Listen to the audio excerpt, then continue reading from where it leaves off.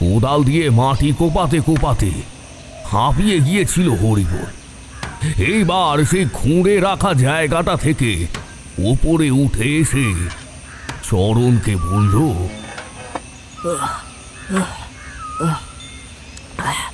এই চরণ, আর পারছি না রে ভাই, এবার তুই একটু মাটি কোপা। তখন থেকে খুঁড়েই চলেছি, কিছুতেই তো এই শক্ত মাটি আর শেষই হয় না। আচ্ছা, এখানে কি সত্যি সত্যি জল পাওয়া যাবে? চরণ লাফিয়ে নেমেছিল নিচে। গর্তটা খুব বেশি বড় হয়নি, এখানে দাঁড়ালে মাথা দেখা যায় না। মাথার ওপরে খানিকটা উঁচু জায়গা থেকেই যায়, তবে এখনো অনেক খুঁড়তে হবে, বিশেষ করে যদি জল পেতে হয়। তবে চরণ জানে এইখানে জল পাওয়া যাবেই। কোদালটা হাতে নিয়ে ঝপ ঝপ শব্দ করে মাটির ওপর কোদাল চালাতে চালাতে চরণ বলল, আরে আমি বলছি তো, তুই কিছু চিন্তা করিস না, এইখানে ঠিক জল পাওয়া যাবে। আরে প্রত্যেকের বাড়িতে যখন একটা করে কুয়ো আছে, তাহলে আমাদের বাড়িতে থাকবে না কেন? অনেক দিন ধরেই ভেবেছি, কিন্তু মনে সাহস পাইনি। যদি দুদিন ধরেও মাটি খুঁড়তে হয় তাতেও আমার অসুবিধা নেই, আমি তুই উল্টে পাল্টে মাটি খুঁড়বো, চিন্তা করিস না। উপরে উঠে মাটির উপর উল্টো হয়ে শুয়ে হাঁপাচ্ছিল হরিবোল। খালি গা, ঘামে জব জব করছে গোটা শরীরটা।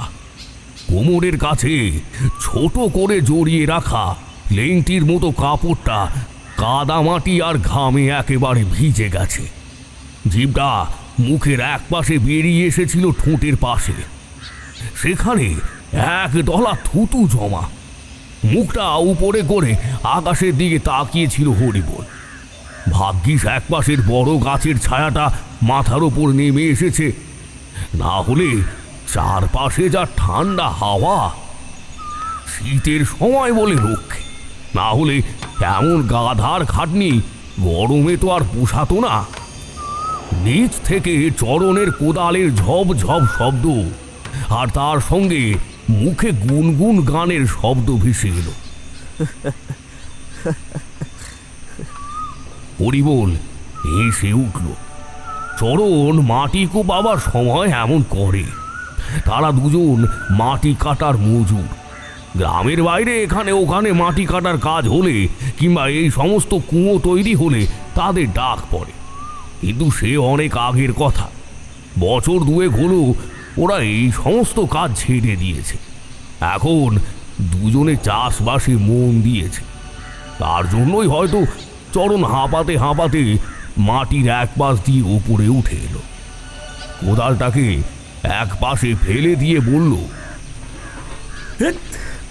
সালার মাটি কি শক্ত রে ভাই, কিছুতেই কাটে না, যেন মনে হয় মাটি নয়, মাটির তলায় পাথর বসিয়ে দিয়েছে কেউ। দূর দূর, এমনভাবে চলতে থাকলে সারাদিন মাটি কেটেও জলের নাগাল পাবো না। এখানে মাটি খোঁড়ার কথা কেন ভাবলি বলতো ভাই? আরে বউটা সবসময় ওই একই কথা বলে। আমাদের গ্রামে প্রায় সবার বাড়িতেই কুয়ো আছে, অথচ আমার বাড়িতে নেই কেন? উফ, সে কথা ওকে কি করে বোঝাই বলতো? ভাব ঠাকুরদা বানায়নি যখন, আমি কি কুয়ো আমার মাথায় খুঁড়ে রাখবো নাকি? চরণের কথাটা শুনে হরিবোল হেসে উঠল। এবার হরিবোল নেমে পড়ল কোদালটাকে তুলে নিয়ে। মাটির উপর বেশ কয়েকটা ঘা মেরেছে। এমন সময় হরিবোলের গোটা শরীরটা যেন থর থর করে কেঁপে উঠল। কোদালের মাথাটা শক্ত কিছুতে ঘা লেগেছে, কিন্তু সেটা কি? কোদালের ফলা দিয়ে জায়গাটার চারপাশের মাটি হালকা হালকা করে পরিষ্কার করতে করতেই লম্বা মতো কি যেন একটা বাইরে বেরিয়ে এলো। এক পাশের মাটি নিচু, অন্য পাশের মাটি উঁচু হয়ে গেছে। অন্য পাশটা নিচু, সেই পাশে ওই গজালের মতো কি এমন একটা জিনিস যেন বেরিয়ে এসেছে। শব্দটা চরণ নিজেও শুনতে পেয়েছিল। সেও লাফিয়ে নিচে নামল। হরিবোল কেমন যেন থম মেরে গিয়েছিল। মাটির দিকে তাকিয়ে চরণ আবার কোদাল চালাতে লাগলো। বিড়বিড় করে কি যেন বলতে বলতে চারপাশের মাটিটাকে পরিষ্কার করতে করতে অন্য পাশ থেকেও এবার আবার গজালের মতন একটা কি যেন বেরিয়ে এলো। দুটো গজালের মধ্যে দূরত্ব খুব বেশি নয়, বড় জোর 1 বিঘত কিংবা 2 বিঘতের মতো হবে। হরিবোল মাটি সরাতে সরাতে একটা অদ্ভুত ব্যাপার অনুভব করল। তার গোটা শরীরটা যেন থরথর করে কেঁপে উঠছে। যতবার কোদালের ফলা ওই গজের মতো জিনিসটার গায়ে গিয়ে আঘাত করে, ততবারই তার শরীরটা কেঁপে ওঠে। এদিকে হরিবোল তখনও কেমন যেন থম মেরে দাঁড়িয়ে রয়েছে। আর ওখানে একটা জায়গা পরিষ্কার করার সঙ্গে সঙ্গে নিচের দিকে তাকাতেই যেটা দেখতে পেল চরণ, তাতে সে কেমন যেন ভয় পেয়ে একপাশে সরে গেল। মাটির ওপর দাঁড়িয়ে থরথর করে কাঁপতে কাঁপতে তার হাত থেকে কোদালটা পড়ে গেল নিচের দিকে। হরিবোল ততক্ষণে সম্বিত ফিরে পেয়ে মাটি আঁকড়ে উপরের দিকে ওঠার চেষ্টা করছে। চরণও তাই করল। দুজনে মিলে হ্যাঁচড় প্যাঁচড় করে মাটি ধরে উপরে উঠল যখন, তখন হাঁপাতে লাগলো। তখন দুপুরের আলোটাও ধীরে ধীরে কমতে শুরু করেছে। এতটা সময় যে কোথা দিয়ে পার হয়ে গেল তারা কিছুতেই বুঝতে পারল না। চরণ বলল, ওটা কি ছিল? ওটা ওটা কি ছিল হরিবল? তোর বাড়ির মাটির কথা তুই না জানলে কি আমি জানবো? কিন্তু দেখে তো মনে হলো ওটা অন্য কিছু নয়, একটা হাঁড়ি কাঠ। আর সেই হাঁড়ি কাঠের মধ্যে যেন একটা সাদা নরকঙ্কালের মাথা এখনো মাটির তলায় পোঁতা রয়েছে। ও ওটা ওটা তো তাহলে ওখান থেকে তুলে ফেলতে হবে, তুলে বাইরে কোথাও একটা ফেলে দিতে হবে। কিন্তু কিন্তু আমরাও তো ভয় পেলাম কেন? হরিবোল উত্তর করতে পারল না। সে নিজেও জানে না সে কেন এত ভয় পেল। হাঁড়ি কাঠে কোদালের ছোঁয়া লাগার সঙ্গে সঙ্গে সে কেমন যেন থম মেরে থমকে গিয়েছিল। তখন তার চোখের সামনে ভেসে উঠেছিল এক বিচিত্র দৃশ্য। সেটা সে মনেও করতে চাইল না। চোখের পাতাটা বন্ধ করে হরিবোল বলল, যা হয়েছে এখন থাক, আমরা এখন এখান থেকে চলে যাই। চল, বিকেল হয়ে আসতিছে। যা হবার আবার কাল সকালে হইব। চল চল চল। হরিবোলের কথায় চরণ তৎক্ষণাৎ রাজি হয়ে গেল। তারপর দুজনে মিলে তাড়াহুড়ো করেই চরণের বাড়িতে চলে এলো। হরিবোল কিন্তু বেশিক্ষণ দাঁড়ালো না সেখানে। কোনো রকমে হাত পায়ে নোংরা ধুয়েই সে বাড়ির দিকে রওনা দিয়ে দিল। আর চরণ ঘরে গিয়ে তার বউকে বলতে লাগলো সেই আশ্চর্য কথা। শুধু গর্তের মাঝে খানিকটা উন্মুক্ত হয়ে থাকা সেই হাঁড়ি কাঠটা বেরিয়েই রইল। আর সেদিন শেষ রাতের দিকে শীতকালের প্রথম বৃষ্টি এলো।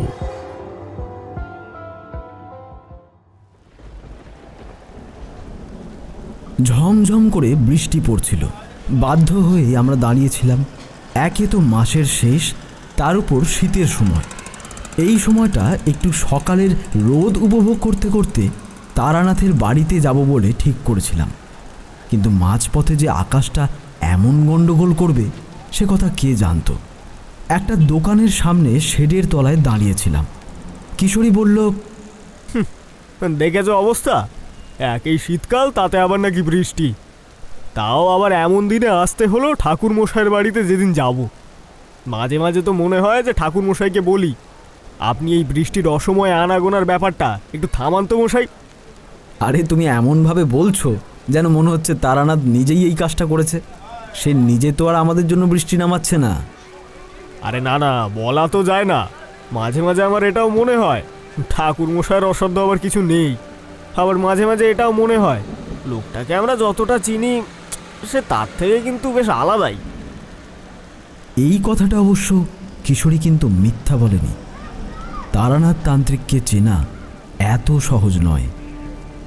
যতটা সে আমাদের দেখাতে চায় আমরা তাই দেখি, তার বাইরে যে আরও অনেক কিছু আছে তা আলাদা করে বলে দিতে হয় না।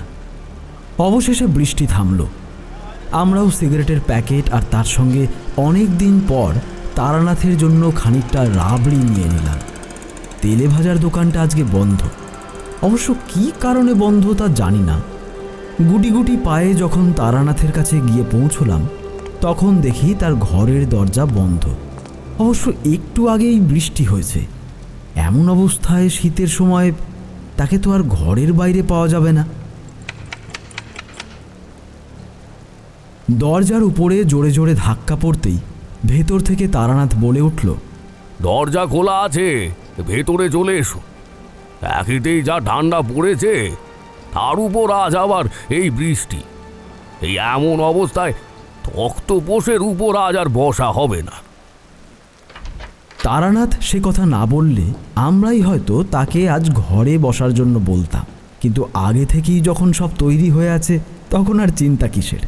আমরা তাড়াতাড়ি জুতো খুলে ঘরে ঢুকে তারপর গামছাতে কোনো রকমে সামান্য হাত পা মুছে নিয়ে তার বিছানার একপাশে যখন বসে পড়লাম তখন দেখি তারানাথের মুখে একটা হাসি।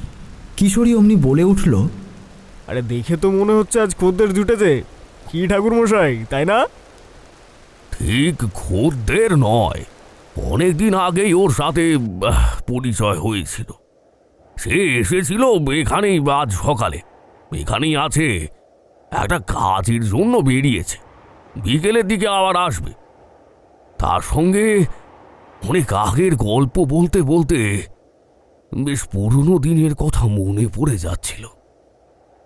এই যে বৃষ্টিটা নামলো তার আগেই সে বেরিয়েছিল, পথে বোধহয় বৃষ্টিতে পড়েছে। মনে হলো তারানাথের বাড়ির ভেতরে যখন ঢুকছিলাম, মানে মঠ লেনের কাছে, রাস্তায় তখন একটা লোককে হেঁটে চলে যেতে দেখেছিলাম। সেই লোকটাই কি তাহলে তারানাথের পরিচিত? যাই হোক, দরজা জানালা সব বন্ধ করা। বাইরে বৃষ্টিটা কিন্তু আবার নামতে শুরু করেছে।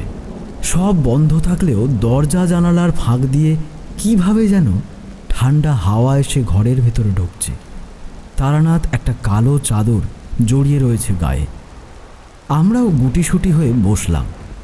ঘরের মধ্যেই আধো অন্ধকার এক পরিবেশে তারানাথের অবয়বটাকে অদ্ভুত বলে মনে হতে লাগলো। কিশোরী বলল, তাই শীতের মধ্যে অসময়ে বৃষ্টির দিনে একটা বেশ ভালো দেখে ভয়ের গল্প বলুন তো। এই মানে যা শুনলে আর কি ঠান্ডাটা একটু কমে যায়।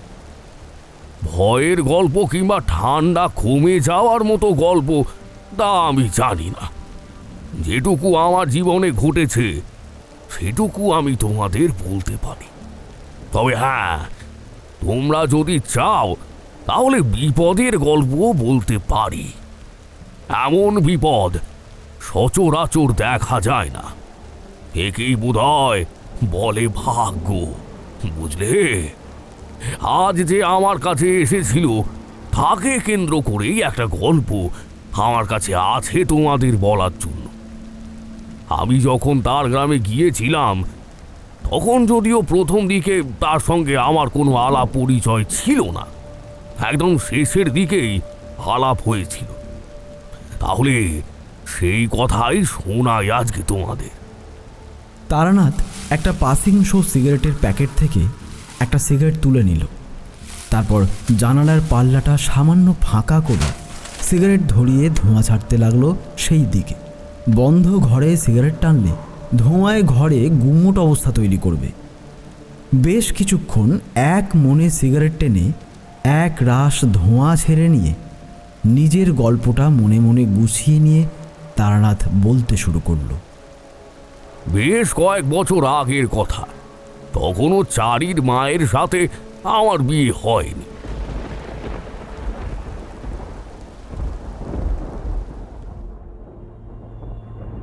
তা ওই মনে করো বছর খানেক আগের সময়ের কথা হবে। বাড়ি থেকে সেবার পালিয়ে গিয়েছিলাম। ঘুরতে ঘুরতে গিয়েছিলাম পশ্চিমের পথে। সেখানে পুরনো পরিত্যক্ত শ্মশানের কাছে আশ্রয় নিয়েছিলাম রাতের বেলা। তখন শীতের সময় রাতের বেলা যে কিভাবে পথে পথে কষ্টে কাটতো সে কথা তোমাদের বলে বোঝাতে পারবো না। কিন্তু সেখানে যখন গিয়ে পৌঁছলাম তখন সন্ধ্যার সময়, আর তার আশেপাশে কোথাও কোনো জনবসতিও নেই। রাতের বেলা তাই শ্মশানের কাছেই একটা গাছের তলায় কোনো রকমে একটা চাদর গায়ে জড়িয়ে বসে রয়েছে। চাদরটা আগের গ্রামের একজন দয়া করে দিয়েছিল।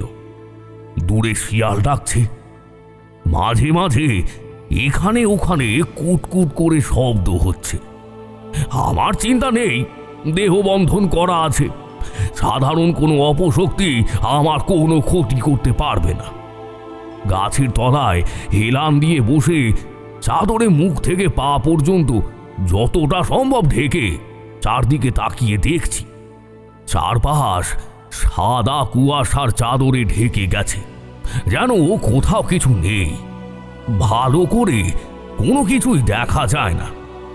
বহু দূর থেকে মাঝে মাঝে যে শব্দগুলো শোনা যাচ্ছিল সেগুলো ধীরে ধীরে কেমন যেন ক্ষীণ হয়ে আসছে।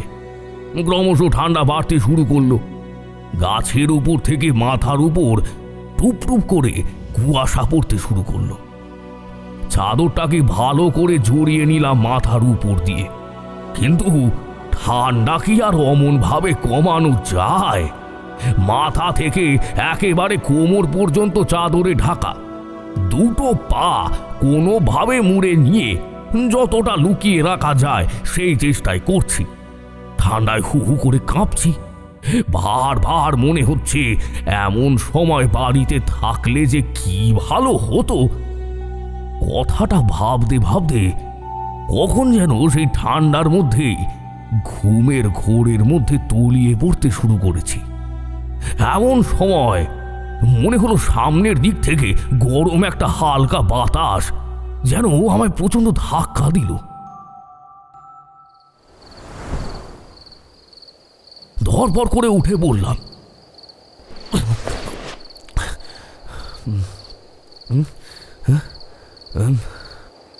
চারিদিকে তাকিয়ে দেখি কোথাও তো কিছু নেই। আর সেই কুয়াশার মধ্যে একটু দূরেও যদি কেউ থাকে আমি তাকে দেখতে পাবো না। তাই গলা তুলে হাঁক ছেড়ে বললাম, কে কে ওখানে? কিন্তু না, কেউ কোথাও নেই। আমার কথা সেই শ্মশানের ফাঁকা পটভূমির মাঝে যেন প্রতিধ্বনিত হতে লাগলো বলে মনে হলো। এখানে ঢোকার সময় দেখেছি আমি যে গাছের তলায় রয়েছি সেই একটা মাত্র গাছ এই শ্মশান ভূমির মাঝে। তার চারপাশে বাঁশের বেড়ার মতো দেওয়া, এমনকি মাচা মতো তৈরি করা। এদিক ওদিকে অনেক কিছু ছড়িয়ে ছিটিয়ে পড়ে রয়েছে, ভাঙা হাঁড়ি, পোড়া কাঠ, আরও অনেক কিছু। তখন তো জানতাম না সেটা পরিত্যক্ত শ্মশান, সেটা পরে জেনেছিলাম। রাত গভীর হতেই শরীরটা ঠান্ডায় ক্লান্ত হয়ে আসছিল। প্রচণ্ড ঘুমে দুটো চোখ জুড়িয়ে আসছিল আস্তে আস্তে। এক সময় আমি আবার ঘুমিয়ে পড়লাম, কিন্তু ঠিক তখনই আরো একবার যেন সেই গরম বাতাসের স্পর্শটা আমার লাগলো। এই নিয়ে দুইবার। আমি আর দেরি করিনি, বাতাসটা আমার গায়ে এসে ধাক্কা দেওয়ার সঙ্গে সঙ্গেই চোখ খুলে ফেলেছিলাম। আর সঙ্গে সঙ্গে তাকিয়ে যে দৃশ্য দেখতে পেলাম তা তোমাদের ভুলেও বোঝাতে পারবো না। আমার থেকে মাত্র কয়েক হাত দূরে দাঁড়িয়ে রয়েছে একটা মূর্তি, নারী মূর্তি, আর গোটা শরীর আগুনে দাউ দাউ করে জ্বলছে। বিভৎসতার চেহারা, গোটা শরীরে রক্ত মাংস আগুনে পুড়ে গলে লেপ্টে একেবারে একাকার কাণ্ড হয়েছে। চোখ দুটো পর্যন্ত ভালোভাবে বোঝা যায় না। তার একটা হাত আমার দিকে এগিয়ে এসেছে। আমি চোখ খুলে ফেললাম।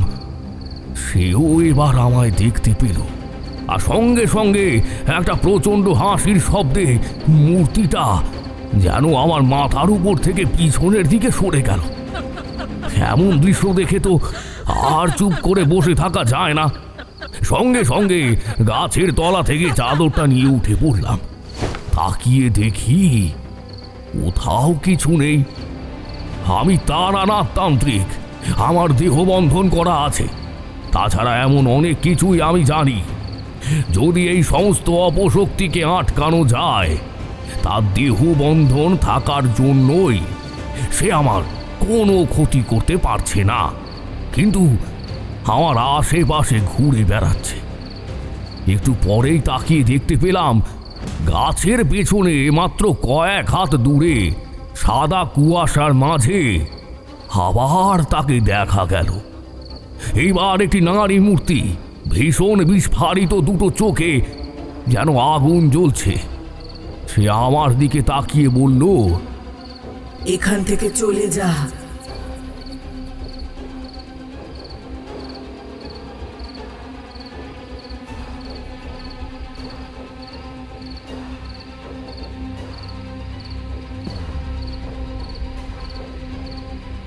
আমি একটা দীর্ঘশ্বাস ফেললাম। রাতের বেলা শ্মশানের কাছে এসে নিশ্চিন্তে ঘুমাতে পর্যন্ত পারবো না। সে আমার ক্ষতি করতে পারেনি বলেই এত রাগ করেছে। একটা তীব্র হাসির শব্দ গোটা শ্মশান চত্বরটাকে ভরিয়ে তুলল। আমি আর কি করি, বাধ্য হয়ে চাদরে নিজের শরীরটাকে ঢেকে নিয়ে হাঁটতে হাঁটতে যে পথ ধরে এসেছিলাম সেই পথ ধরেই বেরিয়ে পড়লাম। বাকি রাতটা একটা জঙ্গল মতো জায়গা দেখে তারই একটা গাছের পেছনে কোনো রকমে কাটিয়ে দিয়েছিলাম। সেইখানে কিন্তু আর কোনো বিপদ হলো না। পরদিন সকালে যখন ঘুম ভাঙল, আর তার সঙ্গে সঙ্গেই মনে হলো কে যেন আমার সামনে দাঁড়িয়ে রয়েছে। চোখ খোলার আগেই বুঝতে পারলাম সে দুটো হাত দিয়ে আমায় টিপে টিপে দেখার চেষ্টা করছে, নাকের কাছে, হাতের কাছে, গলার কাছে। হঠাৎ অবাক হয়ে চোখ খুলতেই দেখি একজন আমার মুখের ওপর ঝুঁকে নিচু হয়ে তাকিয়ে কি যেন দেখার চেষ্টা করছে। আমি ধরপড় করে উঠে বসতেই সে বলল,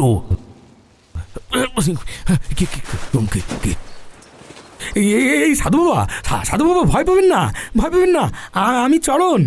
আপনার কিছু হলো নাকি তাই দেখার জন্য এসেছিলাম। এই গাছের তলায় অনেকক্ষণ থেকেই পড়ে আছেন তো, ঘুমাচ্ছিলেন তা বুঝতে পারিনি। আমার যেন ঘাম দিয়ে জ্বর ছাল। একেতেই কাল রাতে এমন একটা দৃশ্য দেখার পর ঘুমের মধ্যে বোধ হয় বিদঘুটে স্বপ্ন দেখেছিলাম। তাকে বললাম, না না, কিছুই হয়নি। শ্মশানের কাছে রাত কাটিয়েছিলাম, সেখান থেকেই এইখানে এসে পড়েছি। কিন্তু এটা কোন জায়গা?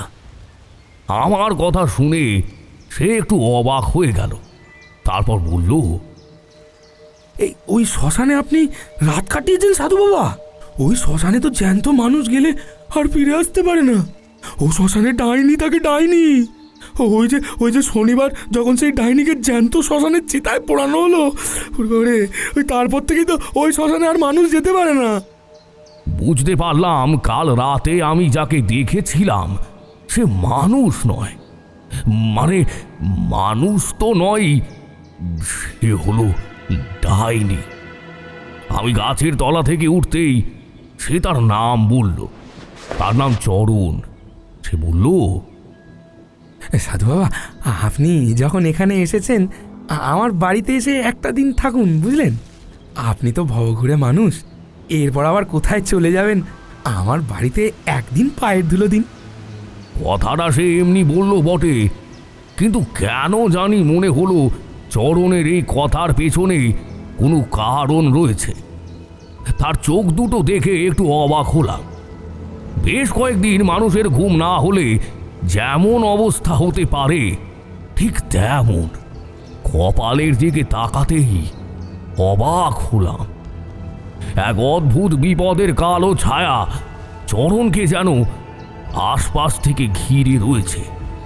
বাধ্য হয়ে বললাম, কি হয়েছে বলো তো চরণ? তোমার কি কোনো বিপদ হয়েছে? আর তার জন্যই কি? চরণ কেমন যেন লজ্জা পেল, মাথা নিচু করে ইতস্তত করে বলল, পদে যে নেই সে কথা বলবো না সাধু বাবা, একটা বড় বিপদ রয়েছে। আর এমন বিপদের কথা যে কাউকে না বলতেও পারছি না। এমনকি হরিবোল যেভাবে মারা গেল তারপরে তো আর কাউকে কিছুই বলতে পারছি না। বড় বিপদে রয়েছি আমরা, আপনি আপনি আমাকে বাঁচান। কথাটা বলতে বলতে দুটো হাত জড়ো করে চরণ পথের মধ্যেই আমার পায়ের উপর লুটিয়ে পড়ে আর কি। আমি কোনো রকমে তাকে শান্ত করে তখনকার মতো থামালাম। গোটা পথ চরণ কিন্তু আমায় বলতে লাগলো এক আশ্চর্য কথা। এখান থেকে তার বাড়িটা বেশ ভেতরের দিকে, একটা কাজ এসে যাচ্ছিল। তারপর আমায় দেখতে পেয়ে মত বদলে আমায় নিয়ে যাচ্ছে তার বাড়িতে। তরুণ বলল, আমি গরিব চাষি সাধু বাবা, একসময় মাটি কাটার কাজ করেছি আমি, আর আমার সঙ্গে ছিল আমার বন্ধু হরিবোল। দুজনে মিলে একসঙ্গে সেই কাজ ছেড়ে দিলাম। তেমন পয়সা নেই, ভাবলাম জমি যেটুকু আছে তাতেই চাষবাস করি। এমনভাবে চলছিল প্রায় বছর খানেক ধরে। হঠাৎ একদিন বউ বাড়ির পেছনে একটা কুয়ো কাটার কথা বলল, তাই ভাবলাম মাটি কেটে দেখি জল পর্যন্ত যদি পৌঁছাতে পারি, তারপরে না হয় লোক ডেকে কিছু একটা ব্যবস্থা করা যাবে। সেই মতো দুজনে মিলে যখন মাটি কাটতে শুরু করলাম আমরা, তখন মাটির তলা থেকে একটা হাঁড়ি কাঠ বেরিয়ে এলো। তত পর্যন্ত সব কিছু ঠিক ছিল। তারপর আমরা আবার সেটা ছেড়ে দিলাম, মাটি আবার আগের মতো ভরিয়ে রেখে চলে এলাম। তারপরে যে কি হলো সাধু বাবা, কিছু বুঝতে পারছি না। কেন, তারপর আবার কি হলো?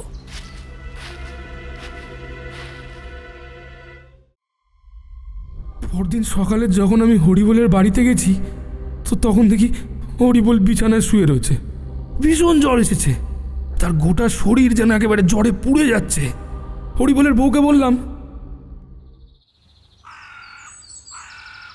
আরে হলোটা কি গো, মানে এর এত জ্বর বাঁধলো কি করে? আর বলো না, কাল রাতে কোথায় যেন বেরিয়ে গিয়েছিল হঠাৎ করে, আর তারপর যখন ফিরে এলো তখন থেকেই তো অদ্ভুত ব্যাপার। কি যে করছে কি বলছে কিছু বুঝতে পারছি না। কেন, কি হয়েছে? আর কাল রাতে আবার কোথায় চলে গিয়েছিলে? কাল সন্ধ্যের একটু আগে আগে হঠাৎ আমায় রান্নাঘর থেকে ডাকলো, তারপর বলল, বউ, আমার গলার দিকে ভালো করে তাকিয়ে দেখো তো, আমার গলায় লম্বা মতো একটা দাগ আছে নাকি। কথাটা বলেই দু হাত দিয়ে গলাটাকে তুলে ধরলো, যেন সত্যি সত্যি গলার কাছে কোনো একটা দাগ আছে, আর সেই দাগটা আমায় দেখাতে চাইছে। আমি তো ভয় পেয়ে গেলাম। দুটো হাতে এমনভাবে ধরে আছে যে কেমন যেন অদ্ভুত লাগছে, চোখ দুটো তিত্তির করে কাঁপছে। সেভাবেই সে বারবার বলছে, ভালো করে দেখো তো বউ, আমার গলায় দাগ আছে নাকি, কাটার দাগ, দেখো দেখো, কাটা গলা কাটলে যেমন দাগ হয় না তেমন দাগ আছে কি। আমি তো ভয় পেয়ে গেলাম। ভয় পেয়ে গিয়ে ওকে বললাম, তুমি এসব কি কথা বলছো? তোমার গলায় কাটার দাগ আসবে কোথা থেকে? আর কি হয়েছে বলো তো? ভালো করে দেখো না, একটু ভালো করে দেখো না তুমি, মনে হচ্ছে গলায় কাটার দাগ আছে, একটু টপ টপ করে রক্ত পড়তিছে সেখান থেকে। যেন মনে হচ্ছে বউ, ধারালো কিছু দিয়ে কেউ একটা আমার গলাটা কেটে ফেলেছে। বউ, আমার গলাটা কেউ কেটে ফেলেছে বউ, একটু দেখো না, দেখো একটু দেখো গো, তুমি কি দেখতে পাচ্ছ না? এমনভাবে চিৎকার করে কথাগুলো বলতে লাগলো যে আমি তো ভয় পেয়ে গেলাম। তার কাছ থেকে সরে যেতেই দেখি বিছানার ওপর নিজের গলার উপর হাত বোলাচ্ছে, আর বারবার হাতটা মুখের সামনে এনে কি যেন দেখার চেষ্টা করছে। এমন সময় হঠাৎ করে খোলা দরজার দিকে চোখ পড়তেই যেন চিৎকার করে উঠল। তারপর বলল, এইখানেও চলে আসিস? হ্যাঁ, আমি না তোরা বলেছি এখানে আসবি না, চলে যা চলে যা, এটা আমার বাড়ি, চলে যা, চলে যা এখান থেকে, চলে যা। তুমি এমন করছো কেন? তুমি একটু শান্ত হও। ঘরের বাইরে তো দরজার কাছে কেউ নেই। তুমি চিৎকার করো না, দরজাটা আমি বন্ধ করে দিয়েছি। আমি দরজাটা বন্ধ করতে গেলাম বাইরে, কিন্তু সত্যি সত্যি কোথাও কেউ নেই, অথচ ভিতর থেকেও চিৎকার করে যাচ্ছে। কিন্তু গলাটায় এমনভাবে হাত বোলাচ্ছে যেন যেন সেই দাগের মতো জায়গা থেকে রক্ত গলগল করে বেরোচ্ছে। একটা গামছা নিয়ে গলার কাছে রক্ত চাপা দেওয়ার মতো করেও বলছে, সব রক্ত বেরিয়ে গেল, সব রক্ত বেরিয়ে গেল বউ, ভেসে যাচ্ছে, সব ভেসে যাচ্ছে। রক্ত রক্ত বেরোতে দিলে হবে না, ও রক্ত খেতে আসবে, ও রক্ত খেতে আসবে, রক্ত রক্ত বের হতে দিলে হবে না। এমনভাবে কিছুক্ষণ চলার পর হঠাৎ করে লাফিয়ে পড়ে দরজা খুলে বাইরে বেরিয়ে গেল।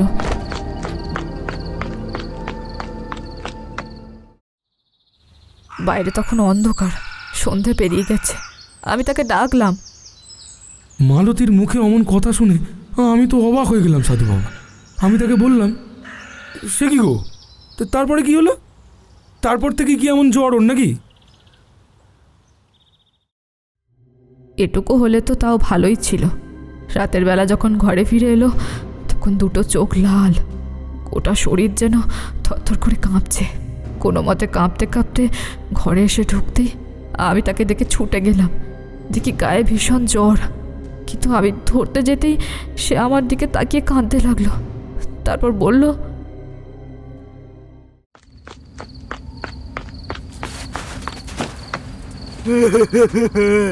ও আমায় ছাড়বে না বউ, বউ ও আমায় ছাড়বে না, ও রক্ত চাই, ও রক্ত চাই, ও আমারে নিয়ে যাবে, ও আমারে নিয়ে যাবে, ও ঠিক আমায় নিয়ে যাবে বউ। তুমি তুমি সাবধানে থেকো, তুমি সাবধানে থেকো বউ। কি হয়েছে তোমার?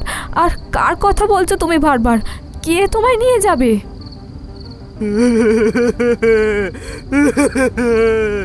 জানি না, জানি না, আমার আমার পেছনে লেগেছে, আমার সঙ্গে বাড়ি পর্যন্ত এসেছে, পথেই পথেই আমারে নিয়ে যেত, কিন্তু পারে নাই। আমার বাড়িতে ঠিক আসবে, আমারে আমারে নিয়ে যাবে। অন্য সময় হলে হয়তো মালতীর কথা আমি হেসেই উড়িয়ে দিতাম, বিশ্বাস করতাম না। কিন্তু মালতীকে না আমি চিনি, এমন সময় মস্করা করে মিথ্যে বলবে এমন মেয়েও নয়। তাছাড়া হরিবোলের সত্যিই ভীষণ জ্বর। গ্রামের কবিরাজকে খবর দিয়ে তাকে ওষুধপত্র দেওয়া হলো বটে, কিন্তু সন্ধ্যের পর থেকে হরিবোলের আর জ্ঞান ফিরল না। ঘুমের ঘোরে বিড়বিড় করে কি সমস্ত যেন কথা বলে, আর তার মধ্যে বারবার এই গলা কাটা, রক্ত খেতে আসবে, আর একটা মেয়ের কথা, এইগুলোই বারবার বলতে থাকে। এইদিকে বাড়িতে আমার বউ ভানুমতি একা একা আছে, তাকে ছেড়ে তো আর গোটা রাত ঘরের বাইরে থাকা যায় না। তাই কোনো রকমে মালতীকে বুঝিয়ে সুঝিয়ে যখন বেরিয়ে আসছিলাম, তখন মালতী বলল, হঠাৎ করে কেন এমন করছে কিছু তো বুঝতে পারছি না, কিছু কি হয়েছে নাকি? কিন্তু কি হয়েছে তা আমিও বুঝতে পারছিলাম না। তাই মালতীকেই বা কি বলবো, তাই বললাম, হয়তো বৃষ্টিতে কোনোভাবে ভিজেছে, তাতেই ঠান্ডা লেগেছে। কারণ আমার বাড়ি থেকে যখন হরিবোল বেরিয়েছিল তখন তো বৃষ্টি হয়েছিল। একে তো এই শীতের বৃষ্টি, তার উপর জল কাদার মাঝে এমনভাবে অতক্ষণ খালি গায়ে থাকলে ঠান্ডা লাগতেই পারে। আমি এটুকু বলেই চলে গেলাম। কিন্তু তখন কি আর বুঝতে পেরেছিলাম যে আমি তখন হরিবোলকে শেষবারের জন্য জীবিত দেখতে পাচ্ছি? এতক্ষণ ধরে একটানা চরণ কথা বলে চলেছিল, এবার সে থামল। তাছাড়া তার বাড়িতেও এসে পড়েছিলাম, কিন্তু শেষের কথাটা শুনে অবাক হয়ে গিয়েছিলাম। তাই বাড়িতে ঢুকতে ঢুকতে তার বউ ভানুমতিকে দেখতে পেয়ে বললাম, তার মানে তারপরে আর হরিবোলকে জীবিত দেখতে পাওনি? কি হয়েছিল তার? একটা দীর্ঘশ্বাস ফেললো চরণ। দাওয়ার কাছে আসতেই ভানুমতি জল আর গামছা এগিয়ে দিল আমায়। চরণ বলতে লাগলো, পরদিন সকালে যখন ওর বাড়িতে যাই, তখন দেখেছিলাম হরিবল মারা গেছে, তার গোটা শরীর শুকিয়ে কাঠ হয়ে গেছে। মালতী আমার দিকে অদ্ভুত চোখে তাকিয়েছিল। একবার বুঝতে পেরেছিলাম আমায় একটা কিছু বলতে চাইছে, কিন্তু কিন্তু তখন সে কথা শুনতে চাইনি। হরিবলের মৃতদেহের অন্তিম সংস্কারের ব্যবস্থা সব কিছু করে তারপরে মালতী আমাদের বাড়িতে এসেছিল। সেদিনের সন্ধেবেলা মালতী আমায় আর ভানুমতিকে অনেক কিছুই খুলে বলেছিল। এইবার চরণ মুখ তুলে তাকায় ভানুমতির দিকে। ভানুমতির মাথায় ঘোমটা। সে বলল, আপনি ঘরে আসেন সাধু বাবা, আপনাকে তারপরে সব বলছি। ঘরে এসে কিছু খেয়ে দিয়ে বিশ্রাম করুন আগে, পরে সব কথা না হয় বলা যাবে। আপনি এসেছেন বড় ভালো হয়েছে, যা বিপদ হচ্ছে আমাদের। বুঝতে পারলাম বিপদরা শুধু হরিবোলের কাজ পর্যন্তই সীমাবদ্ধ নেই, সেটা বোধহয় এখন ঘুরে ফিরে এই বাড়িতেও এসে পড়েছে। তার জন্যই চরণ আমায় এখানে ডেকে এনেছে এবং তার জন্যই এত কিছু বলা। তবে তাতে ক্ষতি নেই, মানুষের সাহায্য করতে পারলে তা তো আর খারাপ কিছু নয়। তাই ভানুমতির ডাকে ঘরে গিয়ে ঢুকলাম। চিড়ে, গুড়, দুধ এবং খানিকটা ফল খেয়ে যখন শরীর আর মন দুটোই পুরোপুরি আশ্বস্ত হলো, তখন বাইরে এসে দাঁড়ালাম। সকালের রোদ শীতের সময়টা বেশ মিঠে বলেই মনে হয়, আর তার মধ্যে রোদের উত্তাপ বড়ই মধুর। একটু পরে চরণ এসে পড়ল। রান্নাঘরে ভানুমতি তার খুঁটিনাটি কাজে ব্যস্ত। আমি চরণকে বললাম, আচ্ছা, ওই হরিবোলের বউ মালতী নিশ্চয়ই এই গ্রামেই আছে, আর তার সাথে কথা বললে এ ব্যাপারে কিছু জানা যায় না? চরণ মাথা নাড়ল, ফ্যাকাশে মুখে শুকনো গলায় বলল, যেদিন হরিবল মারা যায় তার প্রায় 3 দিন পরে মালতীও মারা যায়। আর এটাই তো আশ্চর্য ব্যাপার, হঠাৎ করে দুজন পরপর মানুষ এইভাবে কি করে মারা যায়? আমি তো সেটাই বুঝতে পারছি না। মালতী শুধু সেদিন রাতে নয়, তারপরেও আমাদের যা বলেছিল তা তা এখনো বিশ্বাস করতে পারছি না। এইবার কিন্তু আমি চমকে উঠলাম। একই পরিবারের দুজন মানুষ পরপর মারা গিয়েছে, কিন্তু এর কারণটা কি? হরিবলের ব্যাপারে যেটুকু শুনতে পেয়েছি তা কিন্তু সাধারণ কিছু নয়। নিশ্চয়ই খারাপ কিছু একটা ব্যাপার ঘটেছিল। কিন্তু মালতী? চরণ উঠোনের কাছে একটা মাদুর পেতে বসলো, তাতে আমিও বসলাম। রান্নাঘর থেকে টুংটাং শব্দ ভেসে আসছে। এই রোদ আর ঠান্ডা হাওয়ার মাঝে চরণ আবার বলতে শুরু করলো,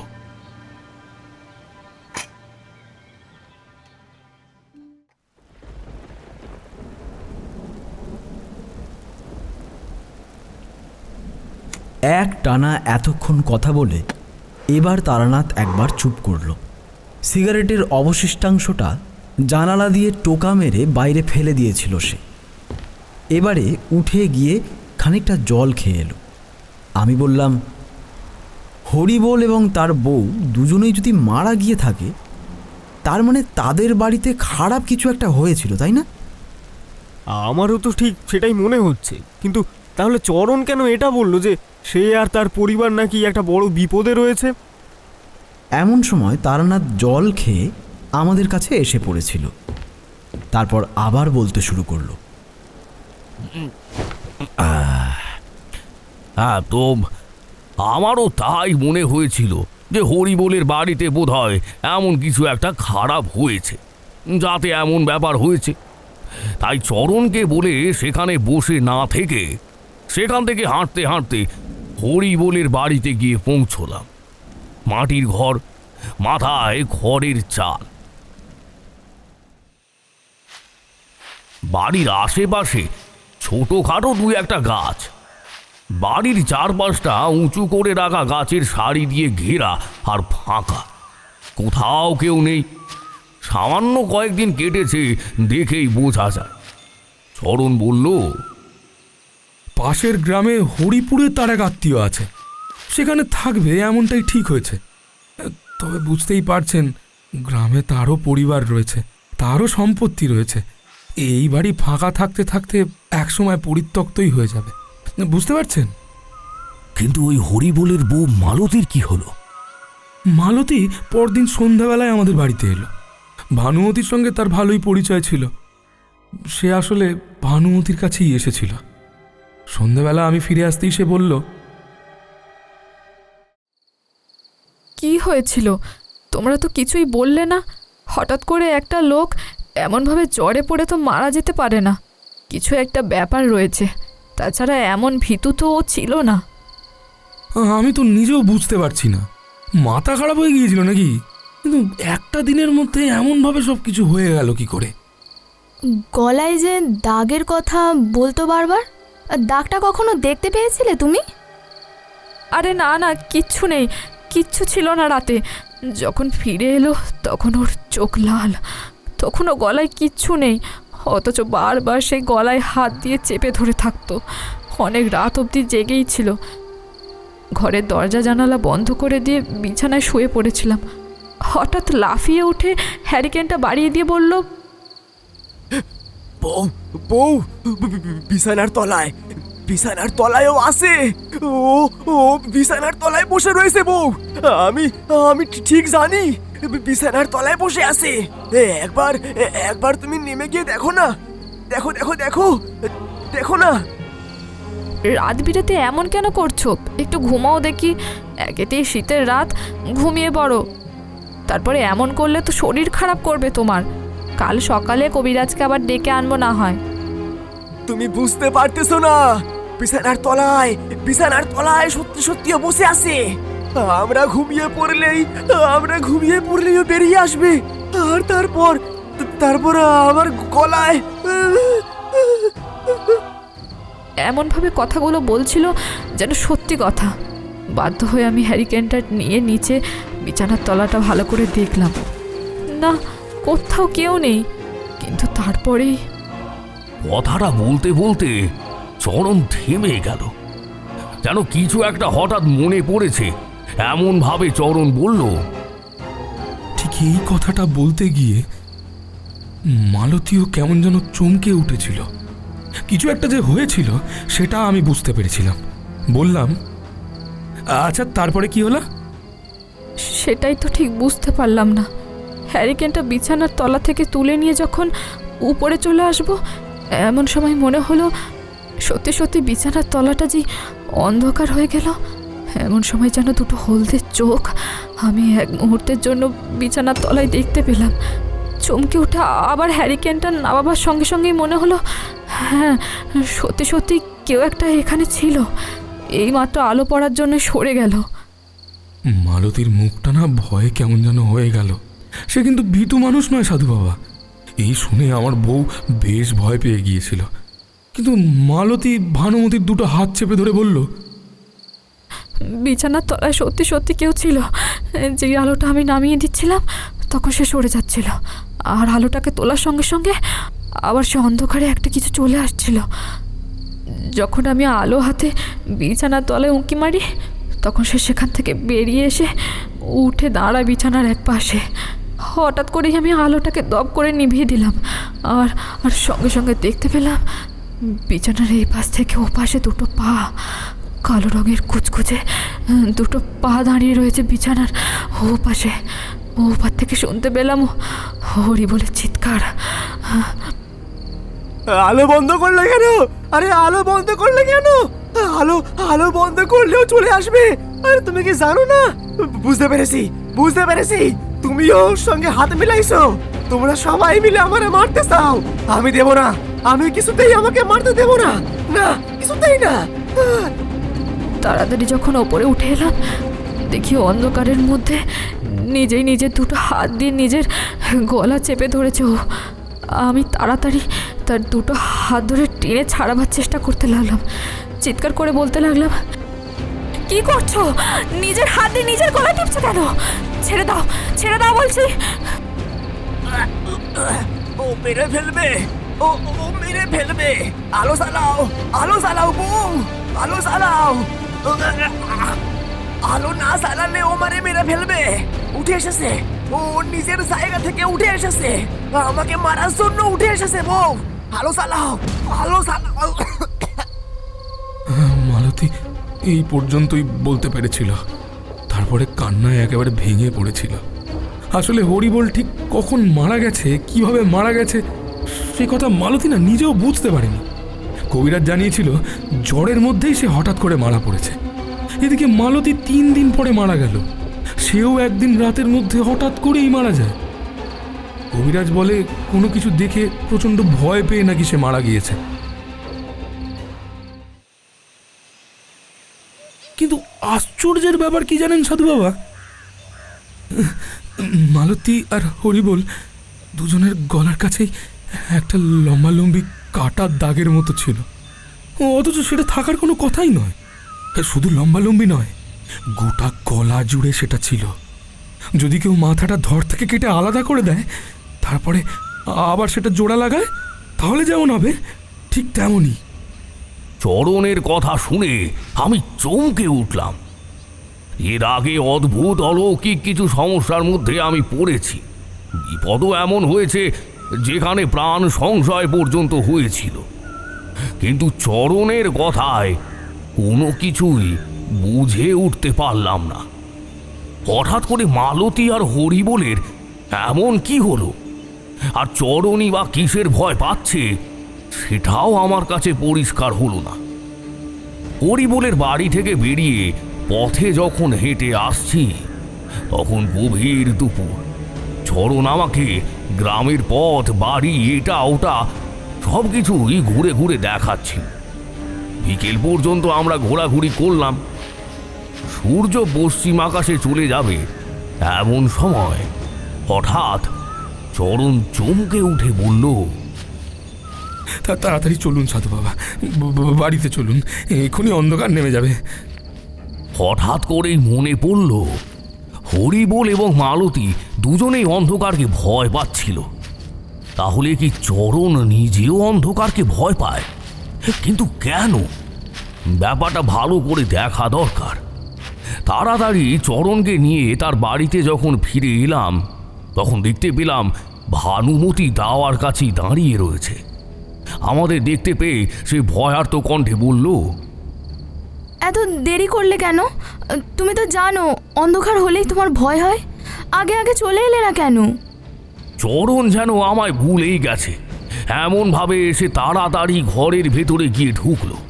আর ভানুমতি আমার দিকে সপ্রশ্ন দৃষ্টিতে তাকিয়ে থাকতেই আমি হাত ছানি দিয়ে তাকে কাছে ডেকে বললাম, ভানুমতি, বলছি চরণের কি হয়েছে বলতো? ও অন্ধকারকে এত ভয় পায় কেন? হরিবোল আর মালতীর মৃত্যুর জন্য, নাকি অন্য কোনো কারণে? ভানুমতি এবার এদিক ওদিক তাকিয়ে দেখে নিল, তারপর আস্তে আস্তে বলল, আগে এসব ছিল না সাধু বাবা, তবে ওই মালতীর মৃত্যুর 3 দিন পর থেকে হঠাৎ করে এসব শুরু হয়েছে। অন্ধকারে কেমন যেন ভয় পাই ও, জানি না কেন। আমি কিছু দেখিনি, তবে ও দেখতে পায়। আশ্চর্যের ব্যাপার এটাই যে দিনের বেলা কিন্তু এমনটা হয় না। আমি মনে মনে প্রমাদ গুনলাম, প্রথমে হরিবোল, তারপর মালতী, এরপর চরণ।